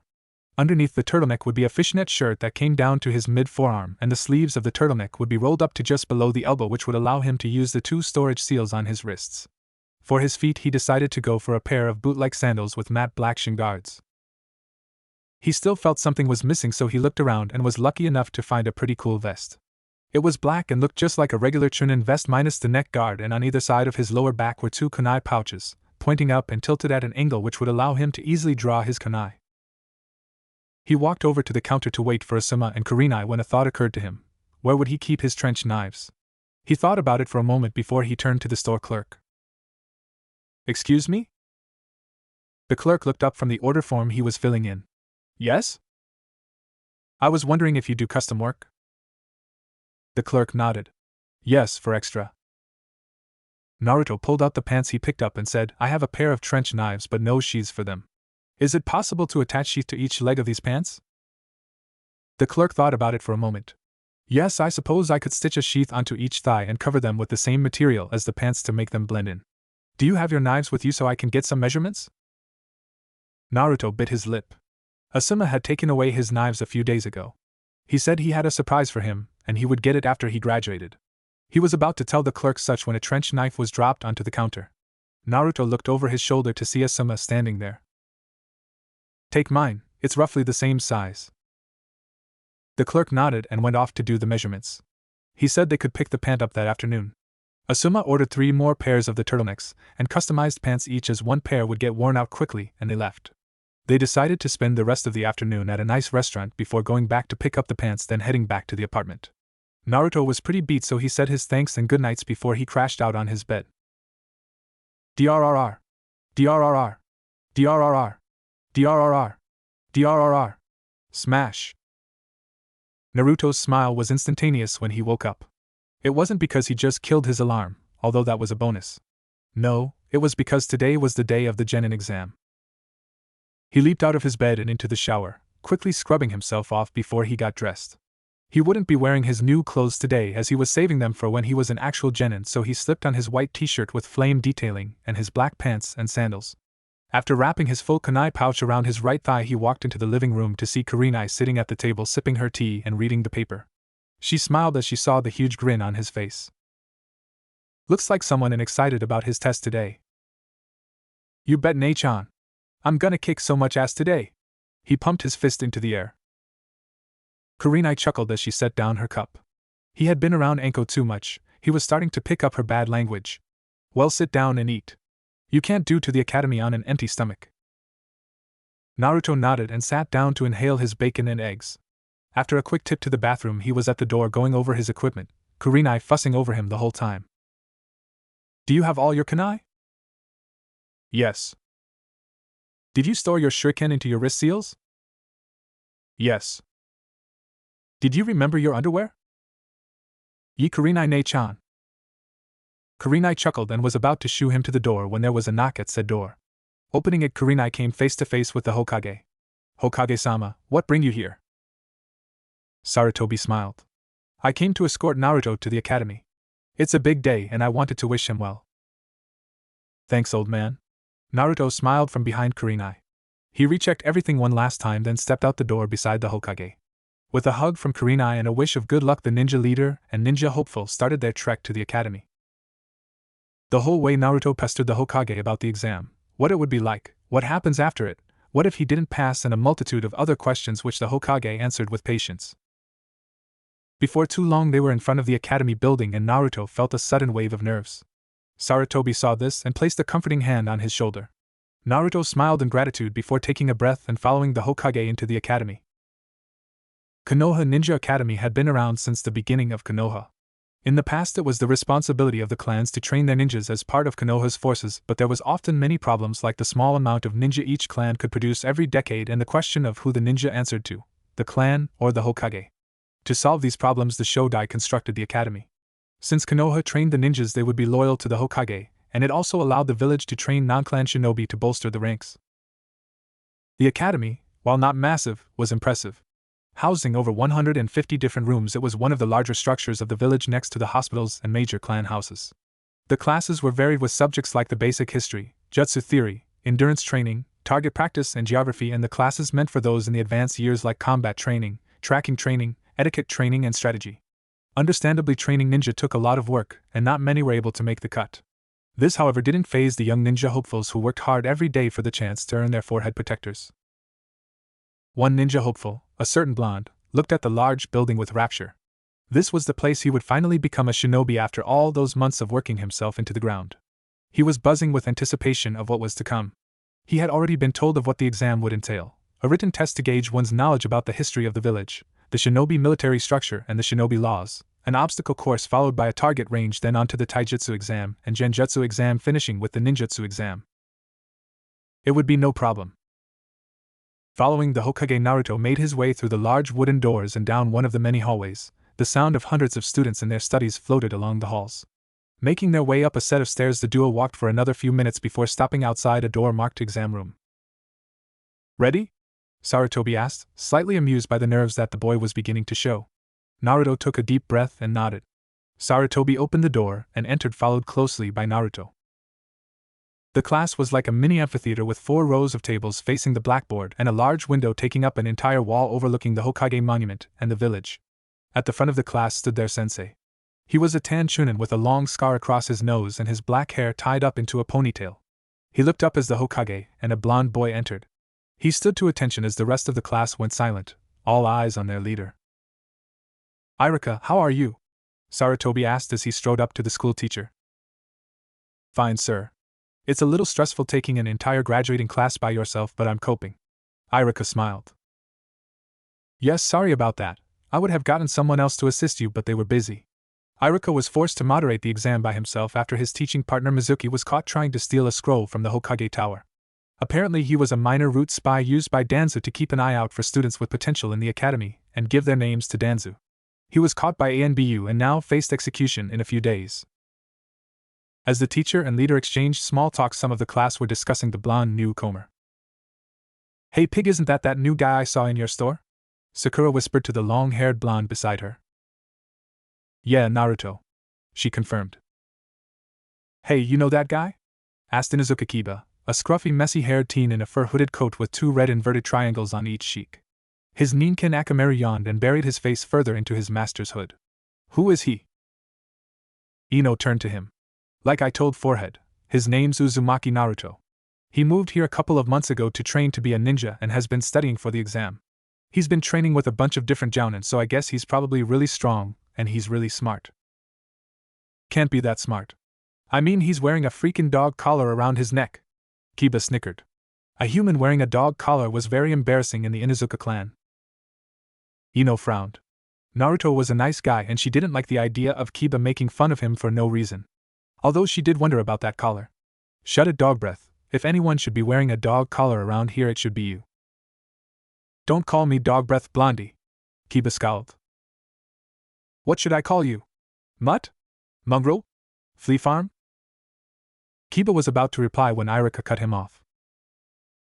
Okay class, listen up. We have another student taking part in the exam, so I'd like you to welcome Uzumaki Naruto. The test will start in a few minutes, so get ready. Irika pointed Naruto towards an empty seat next to Chuji. The portly boy smiled and offered some chips, which Naruto readily accepted. When the Hokage left, Irika started to hand out the written test while listing the rules. Once everyone had their papers, they were told to begin. Naruto flipped his paper over and looked at the first question. Who was the first Hokage, and what major contributions did he make to the village? Specify how the contributions affected the village and provide evidence to support your answer. Naruto thought for a moment before he started. The first Hokage, Shodai, was Senju Hashirama of the Senju clan. In addition to building the village using his Mokuton abilities, he drafted and put into place numerous laws such as the Act of Equal Human Rights. This would be easy. Naruto sat against a tree beside the target range. The first test had been a breeze and he easily answered all of the questions with no trouble. Spending the first 13 years of your life doing nothing but reading up on Konoha would do that. After that, they'd moved on to the obstacle course, which he managed to get through with the quickest time. Right now, he was watching the other students taking turns throwing their kunai and shuriken at the dummies scattered around the field while Irika charted their scores. He was a little surprised when many people showed only moderate skill with the weapons, only hitting 6 out of 10 targets for each weapon most of the time. Weren't final year students supposed to show skill? So far, the only ones to show any aptitude were a girl with short blue hair and white eyes, which he recognized as a Hyuga, and a boy with black hair and a blue turtleneck with white shorts. He was one of the last called. So far, no one had managed to hit all 10 targets. The first few were easy, then got progressively harder until you came to the 10th one, which was behind a tree which no one had figured out how to hit, but Naruto had a plan. He walked to the spot Irika indicated and just stood there taking in all the facts like the air current, positions of the dummies and their distance from him, just like he had been taught. After a moment, he pulled a kunai and held it to get the feel of it while the others watched with interest, wanting to see if the new kid was any good. Suddenly Naruto brought his arm up and with a quick flick sent the knife into the center of the first target. Without missing a beat, he pulled another and scored another bullseye. The class were in awe. He was hitting every target in the exact center, and he wasn't even pausing in between. He hit the first 9 targets in under 5 seconds and, almost lazily, threw a kunai past the tree that the final dummy was behind.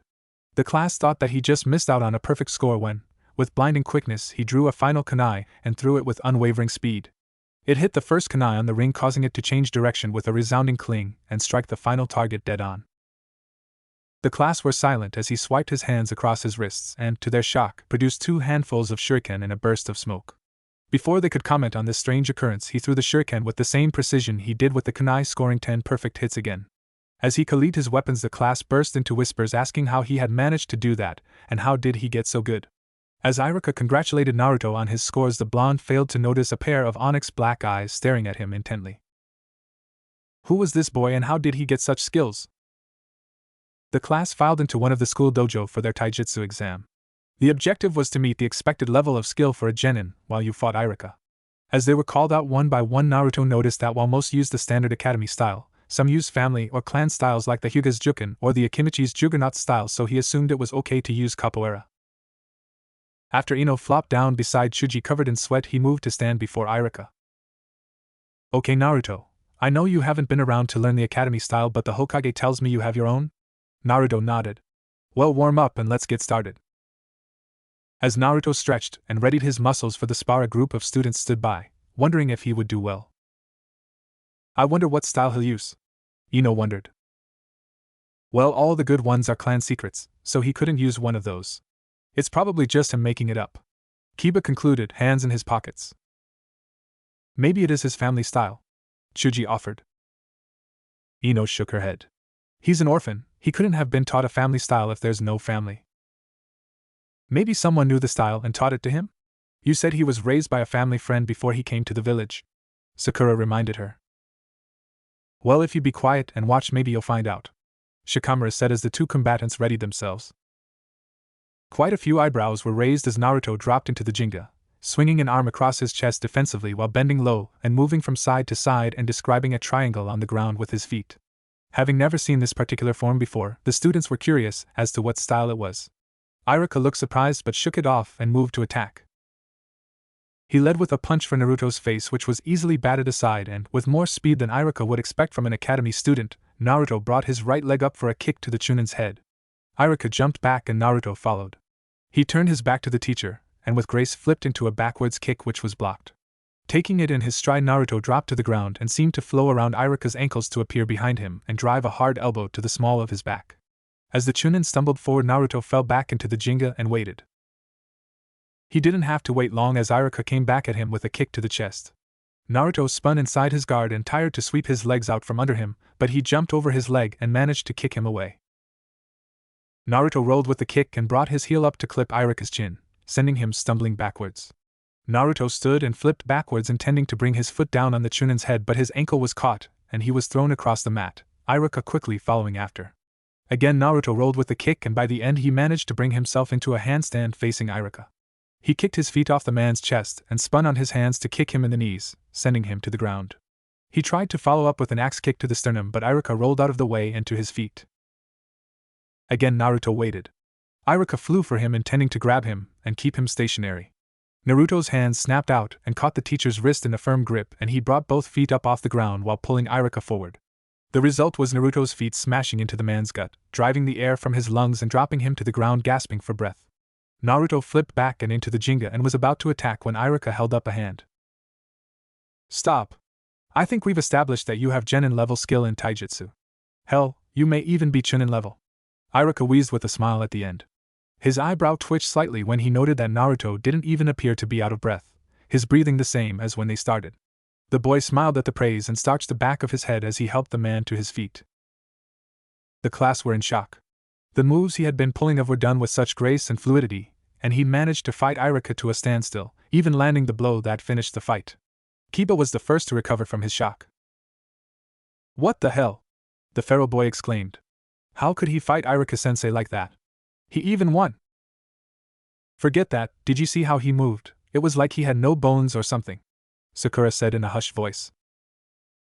That was amazing. He even beat Iruka-sensei, Ino whispered in awe. Yeah, not even the Uchiha team could do that. Kiba nodded. The insult to the object of their affections was all it took to bring the girls out of their reverie, and they set upon Kiba, pounding him into the ground. They only stopped when Naruto walked up to the group and the girls started bombarding him with questions, leaving Kiba bruised and bleeding on the ground while Chuji prodded him with his foot to see if he was still alive while Shikamaru commented on how troublesome girls were. Naruto, what was that? Ino questioned, her curiosity palpable. What? He looked confused. That style. Sakura rushed him along. Oh, capoeira. He explained. What? Chuji asked. He'd never heard of that before. It's the style Gai-sensei taught me. He would have explained more, but he was interrupted by the sight of someone walking over to them. He was a boy just a little shorter than him with black hair, wearing a blue turtleneck and white shorts. He gave off an arrogant air as his dark eyes studied Naruto. He'd been watching the fight intently, and he didn't like what he saw. In his own fight he'd only managed to hit Iruka once and keep him on the defensive, and yet here was this newcomer who managed not only to fight him on equal ground but also win the fight. He was supposed to be the strongest. He needed the skills that this loser to help him kill that man, and he would find how this kid got those skills and he would use them to his advantage. He stopped directly in front of Naruto, ignoring the others. Naruto looked at the boy with confusion. He'd never met the guy before, and here he just walks right up to him and stares at him. Can I help you with something? How did you do that? It was more of a demand than a question. What the fight? I just used my taijutsu like I was taught, he answered. Who taught you? Another demand. A man called Gai-sensei. Get him to teach me, the boy said. Naruto was taken aback by the guy's sudden order and slightly annoyed. Sorry, but if you want him to teach you, you'll need to ask him, but I should tell you he already has a genin team along with training me. The boy scowled. Make him teach me. Naruto's annoyance showed. I'm sorry, but who are you? Before he could answer, Sakura gushed out a response. That's Sasuke-kun. He's the best student in the academy, and he's an Uchiha. Okay, now Naruto was annoyed and confused. Uchiha? I thought they were all dead. He caught a flash of anger in Sasuke's eyes. No, I survived. Now will you tell your sensei to teach me? He was getting tired of spending time with these weaklings. Naruto sighed. Like I told you, Sasuke-san, you'd have to ask him, but I don't think he'll have the time. Sasuke scowled. He'll have to make time. Naruto's eyes narrowed. Sasuke reeked of arrogance and apparently thought he deserved everything he wanted, and he knew that if he didn't end this conversation, something would happen. He doesn't have to do anything. If he wants to teach you, he will, but I suggest you change your attitude if you want anyone to do you a favor, Sasuke-san. If that's all, he turned away, intent on getting away from the Uchiha before his arm was grabbed in a harsh grip. He turned back slowly and saw that Sasuke had grabbed him, the others looking on with wary expressions. The raven-haired teen had a sneer on his face. We're not done here, Dobe. Now, since being in Konoha, Naruto had learned many things. He'd learned that his life at the base sucked in comparison to his life in Konoha. He'd learned that Mato Guy had the worst fashion sense conceivable and passed said fashion sense on to his student Lee. He'd learned to finish his ramen before Rin, or he'd be defending his bowl from her addicted paws. He'd learned to stay away from Anko when she was on a sugar high and near Kunai. However, one thing he discovered was something that he had been surprised by. He had a temper. Having never had anything at the base that would make him angry or agitated, he never had any experience with the violent emotion. However, he learned that while he could get angry, it wasn't easy to. But right now the Uchiha was causing that anger to rise slowly but surely. I suggest you remove your hand, Sasuke-san, he said in a low voice, his blue eyes looking directly into Onyx One's. Not until you tell me how you got those skills, the Uchiha told him while tightening his hold on Naruto's arm. Let him go, team, Kiba barked, rising to his feet. He wasn't necessarily friends with Naruto, but any chance to fight Sasuke was worth taking. Sasuke looked at the Inuzuka with contempt. Stay out of this mutt. If I wanted your input, I would have asked for it. Now show respect. Kiba would have flew for him if it wasn't for Chuji and Shikamaru holding him back. He didn't need to get himself thrown out of the exam for fighting. Naruto's jaw clenched. Sasuke's attitude was really pissing him off, and he still hadn't released his arm. Sasuke-san, I really suggest you leave. Now, he warned, his eyes narrowing dangerously. Sasuke scoffed. And if I don't? Naruto bared his slightly longer than normal canines.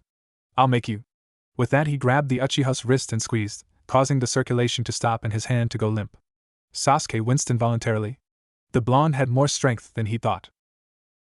Now either leave or I will hurt you. Severely. Naruto growled. Sasuke looked at him for a moment before he jerked his hand out of the blonde's grip and stalking off. Naruto watched him go, remembering to ask Sarutobijiji about team placements and the possibility of not putting him with the Uchiha. He was kindly broken from his thoughts by Sakura. You jerk. Now look what you did, she screeched before she set off to comfort Sasuke. Ino looked indecisive for a moment before she followed after. Naruto watched them go incredulously. Didn't they hear the things he was saying? He turned to Shikamaru for answers. Sasuke has quite the fan base for being the last Uchiha, even from the adults. Say anything against him and the local school girls will turn on you like a bunch of vipers, he explained. You should have slugged him, Kiba said, glaring in the Uchiha's direction. The bastard deserves a few black eyes. Naruto shook his head. Probably, but we don't deserve to be disqualified. Just ignore him and don't let him get to you. They watched the rest of the spars, forgetting the arrogant Uchiha and his attitude. Sasuke seethed. No one talked to him like that. He needed power to avenge his clan, it was his purpose. He promised that he would put that dope in his place and show him how great an Uchiha really was. Naruto was pleased with the outcome of the Genjutsu exam, coming second after the girl Hinata who used her Byakugan to see through the illusion the second it was cast. He wouldn't mind ranking first, but he didn't really mind as long as he got a good mark. Now they sat in the classroom for their final exam, ninjutsu. Kakashi-sensei had told him of the 3 basic jutsu that a student needed to perform in order to pass. First was the replacement technique Kawarimi, the transformation jutsu Henge, and the clone technique Bunshin. He watched as the others all passed, tying on their forehead protectors with huge smiles.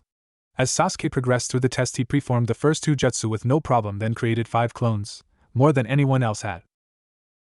Beat that dope, he whispered as he went past. Naruto grinned and with a sudden urge to annoy the Uchiha stood and walked to the front of the class. He first kawarimied with the chair, then transformed into kurenai, but released it quickly after he saw several boys leering at him. Still grinning, he turned to Irika.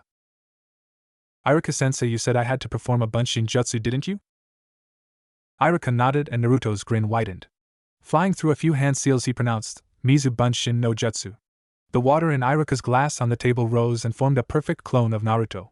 He ignored the wide-eyed stares as he preformed more seals. Doro bunshin no jutsu. A pile of dirt flew through the window to create another clone. Rai bunshin no jutsu. The static in the air formed another clone. Kaze bunshin no jutsu. There was a gust of wind as the air spun, creating another clone. Naruto performed another set of hand seals, but instead of creating a clone, he made a ball of fire appear in his hand. He threw it into the air and formed more seals. Hai bunshin no jutsu. The fire flowed and made a final clone. Irika and the class were astounded. 5 solid clones. 1 for each element. That had never been done in the history of the academy. Irika picked his jaw up off the floor and managed to splutter out a coherent sentence. Naruto, that was amazing. How did you do that? Naruto shrugged as the clones left through the window to safely dispel themselves. I read it in a book somewhere. The sudden mental image of Sasuke running around the library, frantically looking for any books with powerful jutsu, entered his mind, and he had to bite back his chuckles. Well, congratulations. Here's your new forehead protector. You are now a ninja of Konoha. Irika intoned as he handed the metal piece to Naruto. Smiling, he took it and walked back to his desk, pretending to ignore the death glare being sent his way by irate Sasuke. Irika stood in front of the class. Well, that concludes the Genin exam. For those of you that passed, congratulations, and to those that didn't, don't hold it against your classmates, and try harder next year. Those of you who have passed, report here tomorrow for your new team assignments. Those of you who failed, wait behind so I can get the name of you who are going to take the exam next year. Dismissed. Naruto walked up the stairs to the apartment in high spirits. He was finally a ninja after all those months of training, even if he didn't need it all for the exams. As he fished out his keys, he began to wonder about the team placements. Who would be on his team? He hoped it was anyone but Sasuke, like Chuji or Shikamaru or Kiba even. He began to wonder who his sensei would be. So far, he didn't know anyone other than Asuma who would be taking a team this year, after he found Asuma crying one day, going on about how the old man tricked him into taking a team. He pushed the key into the lock and opened the door to the dark apartment. He flicked on the light, and was immediately rewarded with a heart attack. Congratulations! Naruto yelped as fell back against the wall, clutching his chest. He took in the scene before him. Kurenai, Sarutobi, Asuma, Kakashi, Rin, Enko and Guy all stood in the living room of Kurenai's apartment, laughing at the panting boy in front of them. What is going on? He questioned, looking around the room at the smiling senseis, Nei-chans and old Gigi. It's your graduation party, Rin informed him as she pulled him further into the room, closing the door behind him. What? When someone graduates, it's customary to hold a party in that person's honor, Sarutobi explained. How did you know I passed? Naruto asked Kurenai. We just knew you would. Oh. Naruto never noticed the Hokage kicking a certain crystal ball behind the couch as he sat down. It was a night he would never forget. There had been food and drink, laughing and talking, and best of all, presents. Enko had presented him with a small black boot knife with a red blade edge she dubbed the Crimson Widow. Guy had given him special wraps for his hands and feet, which would become heavier as more chakra was pushed into them. He'd wanted to present him with a spandex suit before Sarutobi accidentally set it on fire with a Katon Jutsu. Kakashi had presented him with 3 scrolls containing the instructions for performing Futon, Daitapa, Suiton, Suigaden and Doton, Doryuden. Rin gave him a small rectangular leather pouch with the winged kunai symbol of Konoha Shinobi Infirmary embossed on the front and a medical license allowing him access to all files and equipment at the hospital. When he turned to Asuma, the bearded Jounin grinned and presented him with a box. Naruto opened it to find a pair of trench knives like his old ones. He looked confused, so Asuma explained. They are the same as your old knives, but these are made from a special alloy that allows you to push your chakra element through it. You remember when you split that piece of paper I gave you a few months ago? That was to find out your element, which is wind, same as me. Naruto cocked his head to the side. What do you mean push your chakra element through it? Asuma's response was to take one of the knives and concentrate. In a second there was a pale blue edge of chakra along the blade, humming slightly. This is what I mean. By doing this you can push your wind element through it to make the blade stronger and sharper. It also allows you to do this. Asuma pushed a little more chakra into the blade and the edge of chakra suddenly shot out, extending over 4 feet and giving the knife the length of a sword. Naruto had stars in his eyes. He couldn't wait to try that out in a fight. The rest of the night went on with much laughter, and the last thing Naruto remembered was Kurenai helping him into bed with a whisper of, "I'm proud of you, Naruto." Naruto yawned as he sat in the academy class. He was in his new clothes, now including Enko's knife which was tucked into his sandal, Sarutobijiji's gloves and Guy's weight wraps under his gloves and sandals, and he'd replaced the blue cloth on his forehead protector with a longer black one which reached down to his shoulders. He'd been up pretty late, and slept in, so he had to run all the way to the academy. They were waiting on Irika to give them their assignments, so he decided to get some shut-eye. His sleep was short-lived as the Chunin walked through the door 5 minutes later with a chart in his hand. "Alright guys, listen up. These are the assignments of your Genin team, which you will be with until you reach Chunin, and maybe even Jounin. These are the people who will watch your back and possibly save your life one day, so listen good. Now many other Genin teams are still in circulation, so the first team is Team 7 consisting of Haruno Sakura. Please be Sasuke-kun, please be Sasuke-kun," she kept whispering. Abirame Shino. The bug user didn't make any indication that he heard Irika. And Uchiha Sasuke. Yes. True love conquers all. Sakura cheered while the girls all moaned quite pathetically. Your Jounin sensei is Hatake Kakashi. Teammate consists of Inuzuka Kiba, Yamanaka Ino. Ino's head fell to the desk and she let out a whine. And Uzumaki Naruto. Ino perked up at that, though she didn't know why. Sasuke-kun was lost to her now. Your Jounin sensei is Yuhi Kurenai. Naruto brightened at that. If Kurenai was his sensei, they'd have a great time. Finally, Team 10 will consist of Naresh Shikamaru, Akimichi Tsuji, and Hyuga Hinata. Your Jounin sensei will be Sarutobi Asuma. Wait here for your senseis, they will be here shortly. With that said, he left, leaving the Genin to wait. They didn't have to wait long as Kurenai was the first to arrive. I'm here for Team 8. She called as she walked in wearing her combat gear. Naruto smiled as she walked up to her. Hey Nei-chan. She smiled back. Hello Naruto. Follow me you three. She led them out of the academy and into the village. After 10 minutes they came to a park where Kurenai sat them under a large tree beside a lake. Kurenai made sure they were comfortable before they began. It's good to finally meet you. As you know, I'm your sensei Yuhi Kurenai. Having read your files, I know all about you, but you don't know anything about me or your teammates. Let's introduce ourselves. Ino raised her hand. Sensei? Why don't you show us what you mean? Kurenai nodded. Okay. My name is Yuhi Kurenai. I like my family, she smiled at Naruto, having fun with my friends Rin and Enko and developing and learning new genjutsu. I dislike perverts, little orange books and certain one-armed traitors. My hobbies are tending my plants and painting. My dream is to become the best genjutsu mistress in the elemental nations. You next. She pointed at Kiba. He starched Akamaru as he talked. My name's Inuzuka Kiba. I like dogs, especially Akamaru, my clan, and having fun. I dislike people who are cruel to animals, my deadbeat father wherever he may be, and cats. My hobbies include bugging my Nei-chan, taking Akamaru for walks and going on family tracking trips with my Ka-san and Nei-chan. My dream is to be the best tracker the Inuzuka have seen since my Gigi. Kurenai smiled approvingly.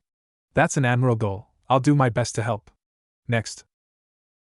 It was Ino's turn. I'm Yamanaka Ino. I like flowers, my family, and Sasuke-kun.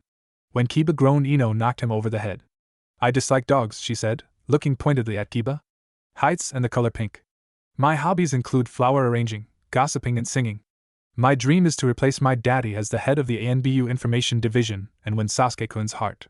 Kiba was once again smacked for groaning at the Uchiha's name.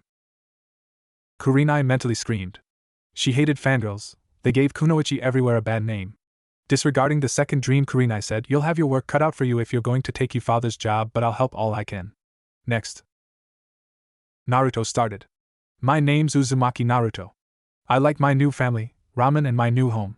I dislike cold weather, when Rin-chan tries to take my ramen, getting up early, and perverts.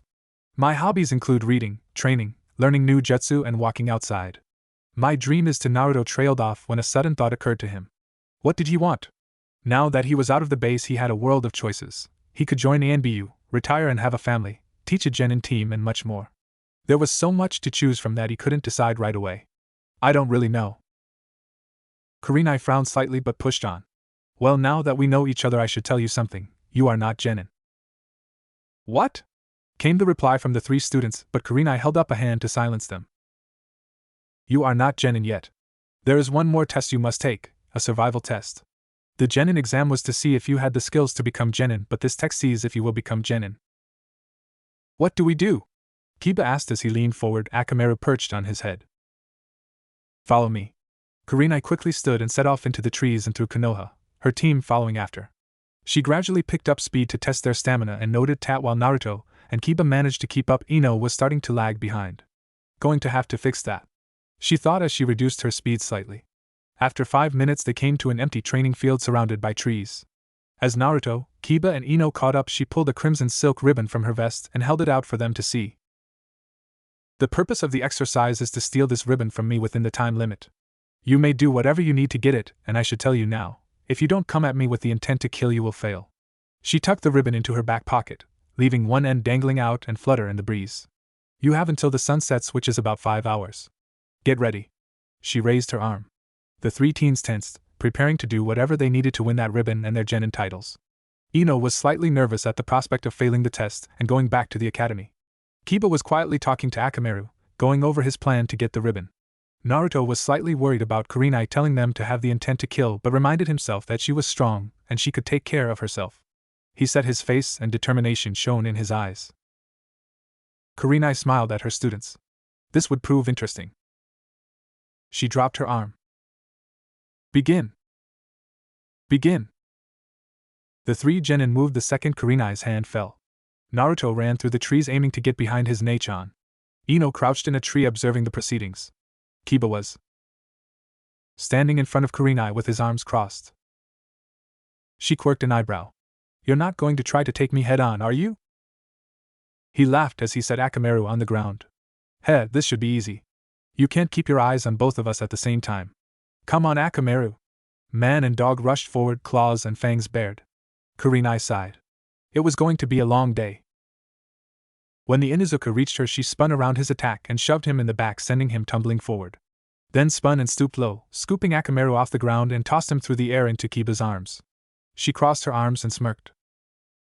This isn't going to work, you know. Kiba's response was to take a swipe at her, which was caught by the kunoichi's hand. She yanked him around and slammed him into Akamaru, who tried to lunge at her, sending them both flying through the air and into the forest. Kiba twisted in the air to take Akamaru out of harm's way and crashed into a tree. Ino's eyes bulged.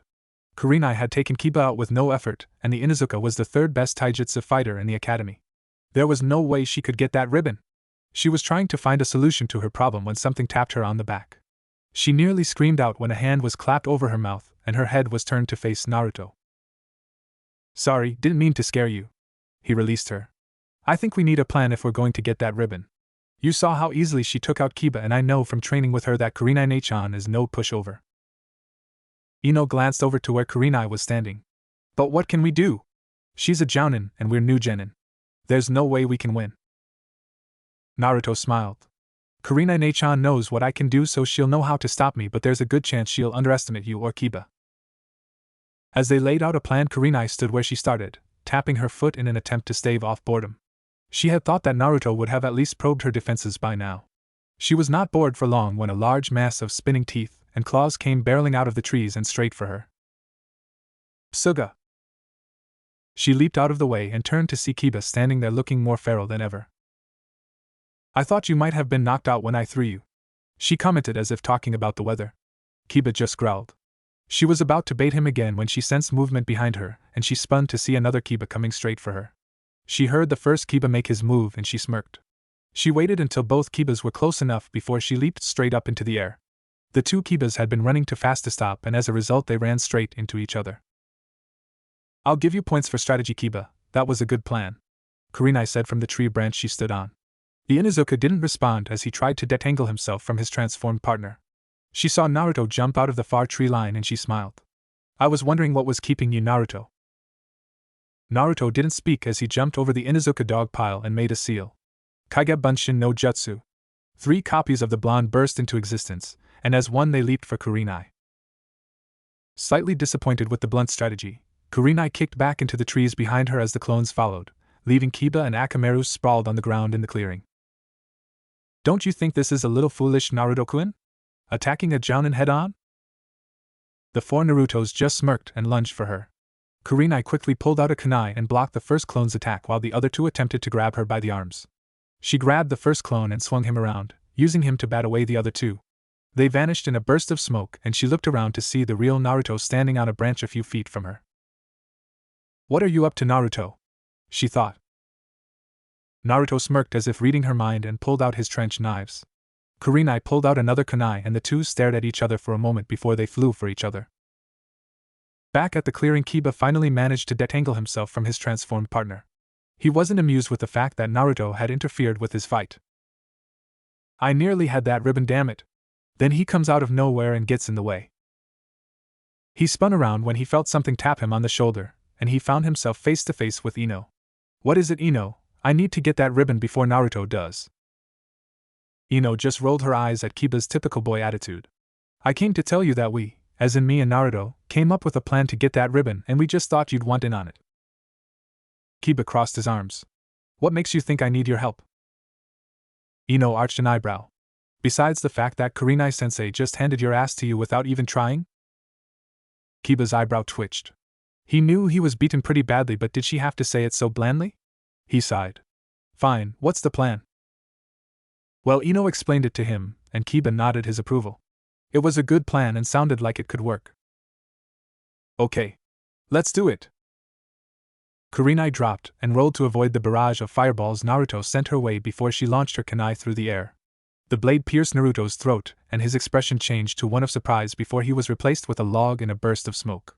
She heard the sound of a blade cutting through the air, and she spun in time to block the two trench knives before they decapitated her. "You won't beat me, Naruto-kun," she baited with a smirk. Naruto growled in frustration and aimed a kick at her legs, which she blocked. Kurenai brought up her leg and kicked Naruto across the clearing to give herself a breather. He couldn't beat her in a fight, but some of the tricks he used to get that ribbon were sneaky as hell, and it took some effort to avoid him. She glanced around the crater-marred landscape as she cracked her neck. Naruto was using all of the training he had amassed in the past 6 months to the fullest. He had probably used more chakra in some of those attacks than most jounin had in their reserves. Couple that with his skill with his knives and his capoeira aerial, and you have one very deadly blonde. Naruto rolled to his feet and glared at Kurenai. He had tried his hardest, and still he couldn't land a decisive blow on her. What she didn't know is that he wasn't trying to get the ribbon, he was trying to tire her out or wound her enough to slow her down. He closed his eyes and used his higher-than-normal senses to check the surrounding forest. He could hear birds chirping, feel the direction of the wind on his skin, and could smell the scent of the forest. There were 2 particular scents that he was looking for, and he fought back a smirk as he smelled them. Time to put the plan into action. Naruto gripped his knives tightly as he took a deep breath. Suddenly his eyes snapped open and he tore across the ground towards Kurenai. He saw a flicker of annoyance and disappointment cross her face and he grinned. Just as he was about to reach her, there was a sound of trees being shredded, and from behind Naruto 2 twirling masses of air and claws burst from the trees. "Gutsuga!" Kurenai's eyes widened. She had almost forgot about Kiba. She launched herself backwards to avoid Naruto's slash before she leaped up and over him. She landed and rolled, barely dodging Kiba and Akamaru. She looked over her shoulder to see Naruto, Kiba and a transformed Akamaru grinning at her, their canines glinting in the sun. They never paused as Naruto ran at her, Kiba and Akamaru flanking him. The blonde launched a kick at her, which she nimbly ducked at the same moment she blocked punches from the Inuzuka partners. Naruto managed to kick her in the stomach, forcing her backwards. She tossed the kunai at him just as Kiba and Akamaru started up their Gutsuga again. She jumped backwards, narrowly dodging the attack, and she felt a tree against her back when she felt 2 hands wrap around her ankles in preparation for the Doton, Shinju-Zanshu no Jutsu. She quickly forced chakra into her feet to avoid being pulled underground. She thought she was safe until she heard Ino's voice. "Shintenshin no Jutsu." Kurenai vaguely felt her body slump to the ground as she was forced into the recesses of her own mind and another soul take over her body. Naruto, Kiba and Akamaru watched Kurenai warily. The plan went off without a hitch so far, but everything depended on this. The Yamanaka family jutsu allowed the user to take over someone's mind and body, but those with strong enough willpower are able to fight it off. They tensed as Kurenai slowly rose from the ground. She looked up with a smirk plastered on her face. "It worked," she said. The boys sighed in relief and relaxed their stance. The Ino-possessed Kurenai walked up to them and pulled the long red ribbon from her pocket and handed it to Naruto before she turned around and sat against the tree. Kiba and Naruto pulled out their spools of ninja wire and quickly tied Kurenai to the tree, making sure to tie her fingers so she was unable to perform jutsu. Kurenai slumped forward, unconscious, and a few moments later Ino walked out from the bushes she hid in to perform her jutsu. The genin shared a triumphant grin. The had passed. Better wake her up, Ino said. Naruto nodded and moved to kneel beside Kurenai as he pulled some smelling salts from his pouch. He waved them under her nose and she jerked awake, her eyes watery from the powerful smell of the salts. She looked up to see her 3 students smiling down at her. All right, you 3, the test is over. You've won. Grinning, Naruto reached down with a kunai and cut the wires. Kurenai stood and shook her arms to get the circulation going again. How did you do it? She asked. The 3 looked at each other, and by some unspoken agreement it was decided that Naruto would be the spokesperson. We knew we'd never get the ribbon alone. He began. I found Ino and we worked out a plan. I chased you out of the clearing and Ino told Kiba what we were up to. My job was to wear you down while they talked and wait for the signal. When I smelled Ino's perfume and the scent of Akamaru's urine on one of the trees I knew that they were ready. I ran forward to attack you, making sure to stay ahead of Kiba, and when you jumped over me I made a Kaige Bunshin and went underground using Doton, Shinju Zanshu no Jutsu. Kiba, Akamaru and the clone forced you back against the tree where I held you in one place for Ino to use her family jutsu to get the ribbon. He finished. Kurenai smiled at her team. It was an ingenious plan and they realized the importance of teamwork, the real answer to the genin exam. Good work. I'm proud of you all for managing to come together as a team to complete your objective. You put aside your differences for one purpose and managed to get the ribbon from me, and in doing so you have proven yourselves worthy of the rank of genin. The 3 genin smiles could have lit up most of Konoha. After 4 long years, at least in Kiba and Ino's case, they were finally genin. We'll go get some food to celebrate and tomorrow we'll begin taking missions. Kurenai led her new genin team towards the village. Life was going to get interesting with these 3 around. I'm going to kill her slowly and painfully if this keeps up, Ino swore to herself. They had began taking missions the day after the genin exam like Kurenai promised. At first they were a bit surprised and disappointed at the nature of those missions. When they were at the academy they expected to be doing things like escorts and protecting important political bodies, but they weren't expecting to be doing this. Their first D-rank mission was to do grocery shopping for an old lady who couldn't get around very well. They were shocked at this but they let it slide, hoping that it was a one-time thing. When they showed up for another mission they were told they had to build a new fence for a farmer, and again they set out for another boring mission. It was made painfully clear that they wouldn't be getting any interesting missions anytime soon, and with each trivial task they had to perform, Ino's patience got even more worn down, and it was only a matter of time before she made it known, and that time was now. They had just arrived in the Hokage's office after a particularly stressful mission. They had to look after the grandchildren of one of the elders. For little demonic creatures that the elder liked to delude herself into calling babies. Ino thought they would tackle the mission like every other. They would each take a fair share of the work and try to complete it as quickly as possible. Unfortunately, she didn't factor in the cowardice of her 2 teammates. Kiba spent the entire time trying to keep Akamaru out of the kids' reach while she was laden with 3 children who had taken to eating her hair. Naruto just looked lost the whole time, as if he had no clue as to what they should be doing, and she felt less resentful towards his slaking than she did Kiba's, but she was still mad. Kurenai-sensei had been no help at all as she said that it was their mission, and so Ino was forced to look after all 4 babies by herself. When they finally emerged from the elder's home, Ino swore that it would be the last time they had to do these so-called missions. And Yamanaka Ino always got her way. Currently they were standing in the Hokage's office awaiting their next mission. Teammate reporting. Mission successful. Kurenai stood at ease in front of Sarutobi's desk, her 3 genin standing behind her. Enjoy yourselves, did you? Sarutobi asked as he hid his smile behind his hand. The worn genin glared at him, looking extremely haggard. It was eventful, sir. Kurenai allowed a small smile when she felt Ino's killing intent spike sharply. Sarutobi chuckled as he reached for a pile of mission request forms. Ino's eyebrow twitched dangerously as she recognized the yellow tab marking them as D rank. There are a few new missions that just came in, so you'll get first pick. There's cleaning the Inuzuka pens, litter picking at Hashigama Park, help construction workers at the arena. No! Ino cut him off. She was too far gone to care that she was on the edge of insubordination. These damn missions would end now. Give us any mission that doesn't involve this lowly grunt work. Please! I don't know how much more I can take before I kill someone. Sarutobi sat back in his chair, a small smile playing about his lips. The team had performed more than the necessary amount of D ranks to warrant a higher ranked mission, and he didn't doubt that the team could look after themselves and get the job done, but there was one thing that worried him. They had not found out if Danza was actively seeking Naruto out. Being Danza's former lead agent, Fox was undoubtedly a loose end that Danza wanted taken care of. The only question was Danza looking for Fox, or would he wait for the opportunity to kill him? With Root's diminished numbers, influence, and supplies, Danza would have to manage his resources carefully if he wanted to take over Konoha. He looked at Kurenai.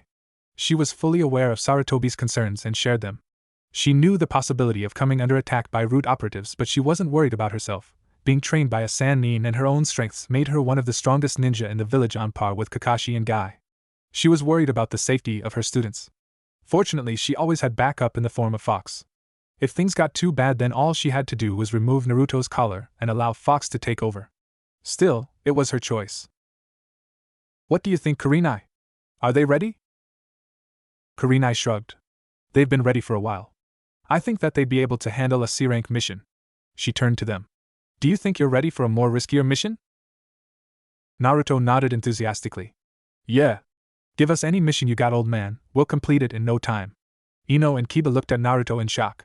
They'd finally managed to convince the Hokage to grant them a higher-ranked mission, and Naruto's lack of respect was about to ruin it. He was a dead man. Okay then, Sarutobi said as he reached for the C-rank pile. Ino and Kiba turned their shocked looks on the Hokage. He didn't even bat an eye at Naruto's disrespect of calling him an old man. Before they could voice their confusion, Sarutobi pulled out a mission file. Here we go, a mission to the capital. There have been a series of strange occurrences in the city as of late: thefts, break-ins, and even 1 or 2 murders.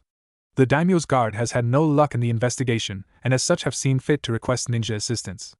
They believe a gang of bandits are operating somewhere inside the city but have had no luck locating them. Your mission is to investigate and either capture or eliminate the bandits and, if you can, recover any hostages and stolen items you find. Kurenai nodded and took the scroll from the Hokage, tucking it into one of her vest pockets. The genin shared grins. They were finally going on a real mission. Kurenai turned to her team. Go home and pack a week's worth of supplies. The mission may not be that long, but it's better to be prepared. We'll meet up at the main gate at 9 a.m. tomorrow morning. They nodded and trooped out the door with Kurenai following. They had a mission to prepare for. At 9 the next morning, Naruto and Kurenai were the first to arrive, followed closely by Ino, then a dreary-eyed Kiba and Akamaru. How long is it going to take to get to the capital? Kiba asked as he covered his mouth to stifle a huge yawn. We should arrive by the end of the day. We'll rest for the night in the city before we start our investigation, Kurenai told them as she readjusted her pack. As she went over to talk to the Chunin guarding the gates, Ino looked out at the road leading away from the village. This would be the first time she had ever stepped outside the village, and to be honest, she was a little scared. There had never been a need to leave the village before, and she had heard all about the dangers that lurked beyond the walls from her daddy's stories and from what she learned in the academy. She knew that Kurenai would be with them, but she still felt that little sliver of apprehension. It must have shown on her face because Naruto saw that something was bugging her. You okay, Ino? He asked, concerned.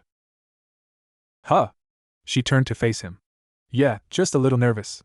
I've never left the village before. We'll be fine, he assured her, a smile on his face. We're strong and we have Kurenai-chan with us, so there's nothing to worry about. She didn't know why, but Naruto's reassurance made her feel better. Thanks, Naruto. Then a thought occurred to her. Hey Naruto, you've lived outside the village most of your life, right? What was it like? Naruto's mind went into panic mode. It was true that he told everyone that he lived outside the village for all his life, but he had no experience of living outside to back it up, no stories to tell, or rather no stories he was allowed to tell. He had no choice but to use one of the skills Anko had taught him. The ability to lie through your teeth. Well, I lived in a small lumber village, not very exciting. The most interesting thing I could tell you about would be chasing off the occasional wolf. He mentally crossed his fingers, hoping she would buy it. She did. Oh. Kurenai walked back to them. We're ready to go. Is everyone ready? Yeah. Yes. Sure thing. Then let's go. And with that, Kurenai led them out the gate and down the road. They took to the trees, bounding from one branch to the next, occasionally indulging in idle conversation but traveling in silence for the most part. They stopped for a break at noon before continuing on with a rest stop every few hours. It was 2 p.m. before they stopped at a small town for lunch. They found a cafe and sat at one of the outdoor tables while they ate. What's the capital like, Kurenai-sensei? Asked Ino as she ate her salad. She was on another new diet, and no matter how hungry traveling made her, she was determined to stick to it. Kurenai put down her red bean soup as she thought. The city is called Naian. It is one of the largest cities in the Land of Fire and is the center of government and the home of the daimyo, the administrative leader of the Land of Fire. It is also one of the wealthiest cities in the elemental nations and is sometimes called the Jewel of the Flame. We'll be staying in the daimyo's mansion while we work and will receive assistance from the city guard if we need it. Ino and Kiba listened intently, soaking in the details, but Naruto just slurped his ramen, only giving the conversation half an ear. He knew it all already anyway, so there wasn't much that he didn't know about the city anyway. With the amount he'd read, there wasn't much he didn't know about anything. After they ate, they continued on through the trees. The sun was low now, casting a pinkish-orange tinge across the sky. They noticed an increase of roads and travelers, and it was safe to assume that they were getting close to Naian. It was when they came to the top of a rather large hill that they first saw the city. It was larger than Konoha. The outmost buildings were common middle and lower class homes, which became more ornate and large the closer they got to the center. There was a large stone wall encircling the city, manned with samurai and guarded with towers and buttresses. There were 3 large gates that served as entrances, each leading onto a long, straight road that stopped at the perimeter wall of the daimyo's mansion and the main government building where the daimyo and his advisors would meet to run the administrative side of the Land of Fire, while the Hokage ran the military side. They had to wait in a rather long line before they were granted entry. When Kurenai told the guard at the gate that they were the ninjas sent to investigate the strange occurrences in the city, they were asked to wait in a room in the gatehouse. After about 5 minutes, a man entered the room. He was clad in the dark red armor and black cloth of the city guard and had a long katana strapped to his side. His head was shaved and had quite a few deep scars on it. Evidently, he was no stranger to combat. Kurenai-san, I am Genji Hizaki, one of the captains of the daimyo's city guard. He nodded to the jounin. I've been instructed to act as a guide and liaison between you and the city guard. Hizaki-san, she greeted. Can you tell us anything about the investigation? Yes, I can tell you all I know on the way to your quarters. If you'll follow me? He led them out of the gatehouse, towards the daimyo's mansion. The first incident was a break-in in the Greater Naian Bank. Somehow someone managed to enter the vault and stole a considerable amount of money. We investigated but found no clues and have no idea how they got into the vault. They paused to allow a merchant cart to cross the road before continuing on. The next crime was the murder of 2 guard captains. Their bodies were found in an alley. They had their throats cut, and there was no clues as to who did it, but there was something strange. Their legs were wet from the knee down, but there was no substantial body of water in the area, so we think it was a body dump. They were coming up to the perimeter wall of the daimyo's mansion now. The last incident occurred inside the Grand Archive. One of the servants noticed water on the floor beside a closed window. It had been raining outside, so it was easy to conclude that someone sneaked in through the window, and the servant alerted the guards. We raised the alarm but found nothing. After that, we decided to call in ninja assistants to be on the safe side. They walked up to the main entrance, a large ornate set of double doors which were opened by 2 guards, and went inside. The house was rather traditional, made of polished wood with flowing designs carved into it, and rice paper sliding doors. The floors were covered by a deep red luscious carpet, and there were antique vases and weapons on stands and in cases and alcoves lining the corridors. They were standing a large open section that was used to greet the guests. In front of them was a large staircase, and there was doorways and halls leading further into the house. Hizaki left saying he needed to get back to his post and to call if they needed anything. They were led to their rooms by a servant, and after ordering food they decided to plan for tomorrow. They were currently sitting on the floor of the boys' room surrounded by empty food trays. Tomorrow we'll start looking for clues, Kurenai said to her gathered genin. First we'll go to the bank and search the vault, and then we'll go and see what we can gather from the dead guards.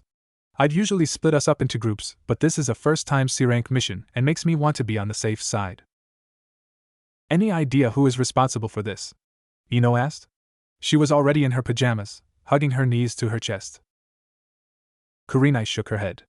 The guard seemed convinced that it was a gang of bandits, but no run-of-the-mill bandit could be this clean. There was no evidence on the dead guards and none at either the bank or the Grand Archive. I think this may have been a professional thief mercenary group. Until we see otherwise, we're going to assume that the murders and the break-ins are separate incidents. What happens if we find the guys responsible? Asked Kiba as he stroked a dozing Akamaru. Kurenai leaned her head back against the wall. This was one of the hardest parts of being a sensei. We either tried to capture them, or if that option is unavailable to us, we will need to kill them. The color drained from the genin's faces as they stared at Kurenai in shock. They knew that they would eventually need to kill, but they didn't expect it to be this soon, and the prospect of killing was never a nice prospect. Kurenai could see their hesitation on their faces and understood their reluctance. She and Minato had been the same when they were on their first C rank with Jiraiya, and he'd explained it to them in one of his very few non-perverted moments. I know that you are against the idea of killing someone, she began slowly, making sure the genin understood her. But you must understand that there are times when you must take the life of an enemy. Sometimes you have no choice but to kill your enemy to stop him from harming anyone further down the line. You knew that you would have to kill one day, and I know that you wouldn't have thought it would be this soon, but this is the life you have chosen. Remember, one moment of hesitation could lead to your death, the death of your team, and the death of innocent people. I'm not saying that you should feel nothing of killing or feel the need to kill on a whim. That would only lead you down the path of destruction. However, you must realize the difference of killing in service to your village and to protect those you love and killing out of bloodlust. Naruto, Ino, and Kiba sat in silence as they digested Kurenai's words. It was all true, they did swear to live and die in service to their village, and part of the deal was the necessity to kill. Kurenai had a point about stopping criminals before they could cause more pain further on in life, and sometimes the stop had to be permanent. With these thoughts in their heads, the genin broke up and got some sleep. They had a big day tomorrow.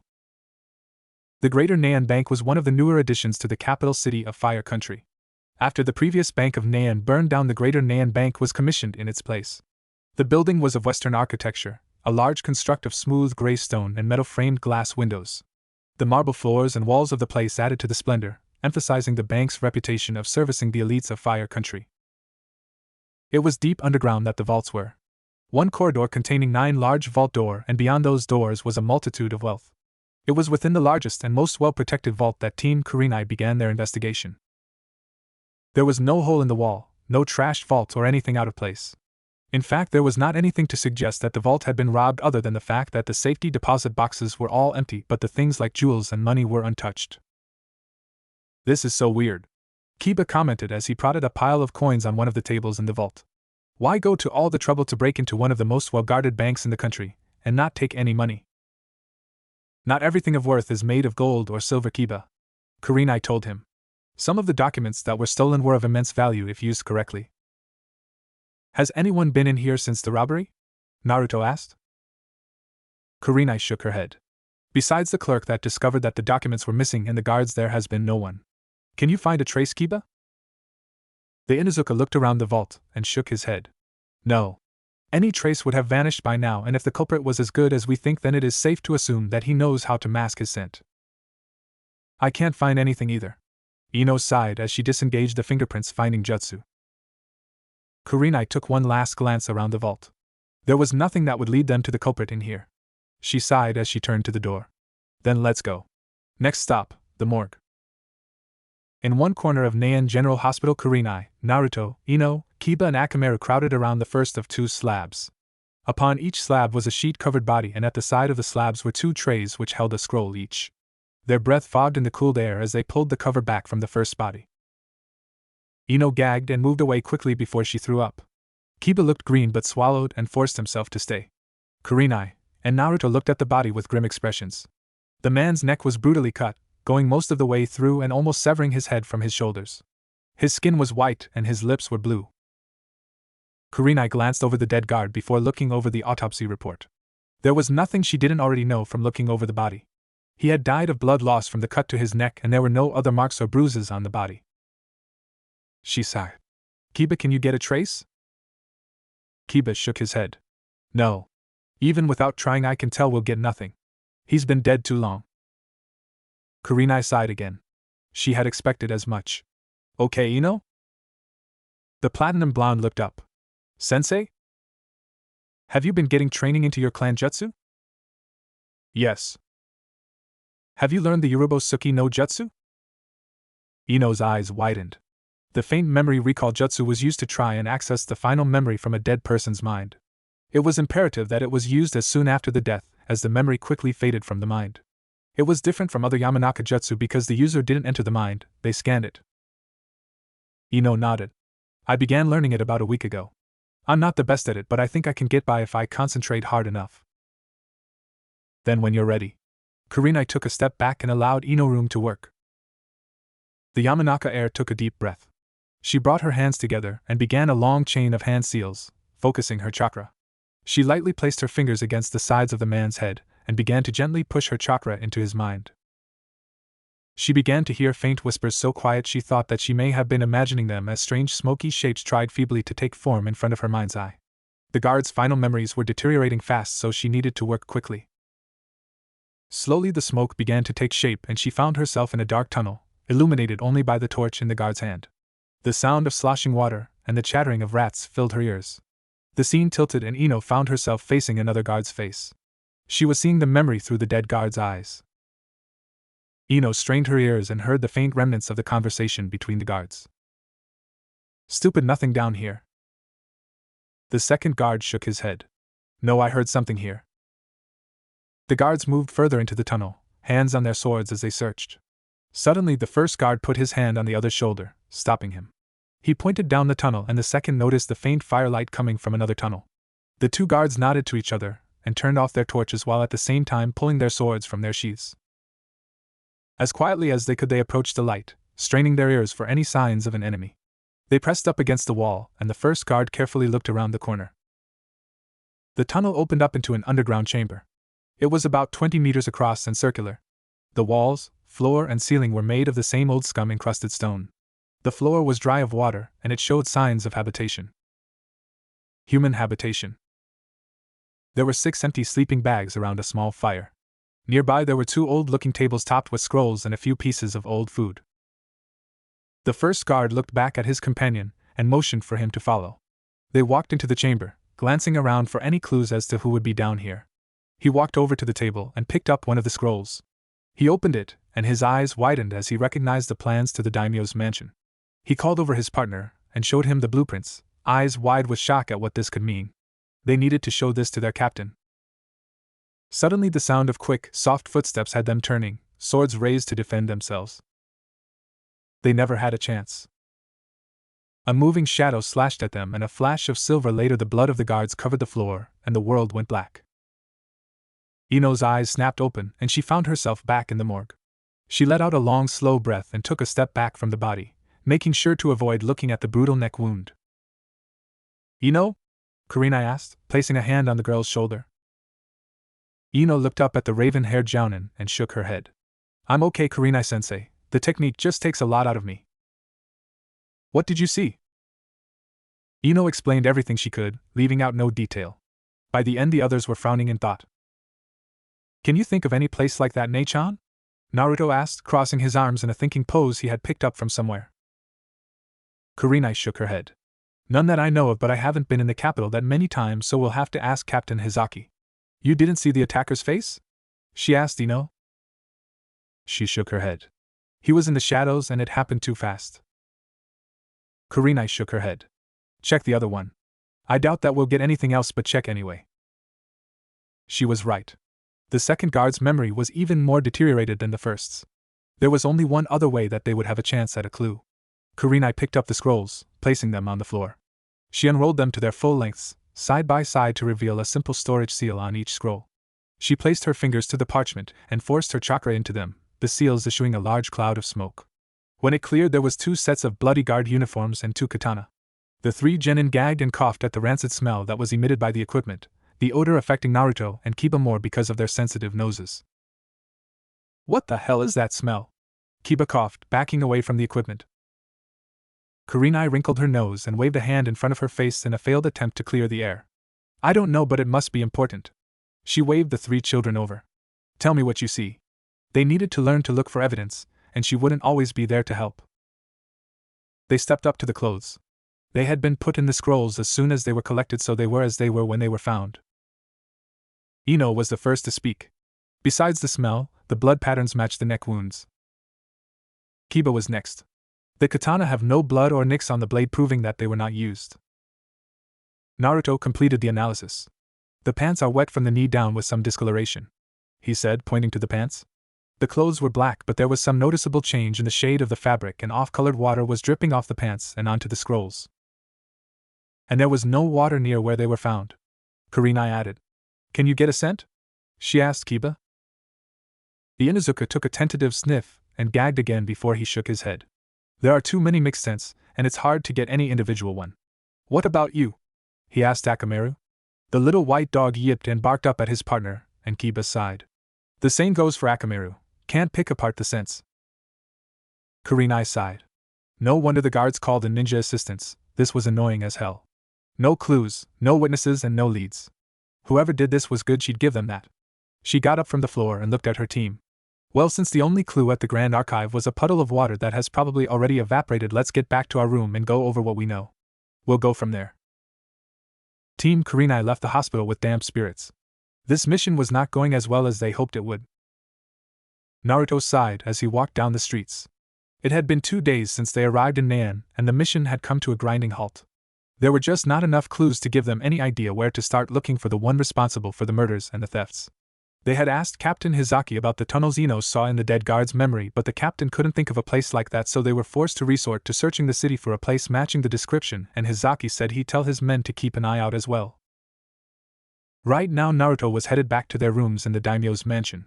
It had been his turn to fetch lunch, and as the team hadn't been in the mood for the fancy things at the mansion, he was forced to go out to find food for the team. In the bag hanging from his hand were some dango for Kurenai, some hot dogs for him and Kiba, and a low-fat, low-calorie sandwich thing for Ino. He had to wait for over 10 minutes while she counted up how many calories she had eaten that week and was nearly sent headfirst through the floor when he told her that she wouldn't get fat and that she would look even more pretty if she put on a few pounds. He never noticed the blush that bloomed across her cheeks as she made him kiss the ground. He turned the corner towards the mansion and was immediately hit with a repulsive odor. A strangely familiar odor. He sped towards the source and soon found himself in front of a section-off part of the street with construction workers going back and forth around a large crack in the ground where the smell was coming from. Naruto called out to one of the workers. "Hey, what happened here?" The worker looked up, his eyes momentarily flicking to the hitai tied around Naruto's head. There was a rupture in one of the sewer pipes and the pressure cracked the pavement. We needed to section off the street to fix it. Naruto's eyes widened as he pieced the clues together. He needed to tell Kurenai this. So the odor from the guard's clothes was from the sewer? Kiba asked. Naruto had ran back to the room and gathered the team and explained his findings. It finally made sense. The dirty water and the smells on the guard's clothes was from sewer water, and so the guards must have been killed in a sewer tunnel. If he was right, then they could locate their targets and complete the mission. Kurenai saw a flaw in the explanation. For nearly as long as the city has stood, there were sewer pipes to carry away waste, not sewer tunnels. I don't even know if there are tunnels under the city. Ask Captain Hizaki, Naruto offered. They sent a messenger to the guard captain, and 10 minutes later they were explaining their findings to him. Hizaki sat and thought about it. Well, I've heard stories about there being old tunnels under the daimyo's mansion and the surrounding city blocks that lead out of the city. It was supposedly a series of escape tunnels that were built to get the daimyo and his family out of the city in case of an attack. I don't know if those stories are true, but there are a bunch of old-looking metal doors in secluded parts of the city that could lead to the tunnels. All right. Kiba pumped his fist in the air. Then let's go down there and kick their asses.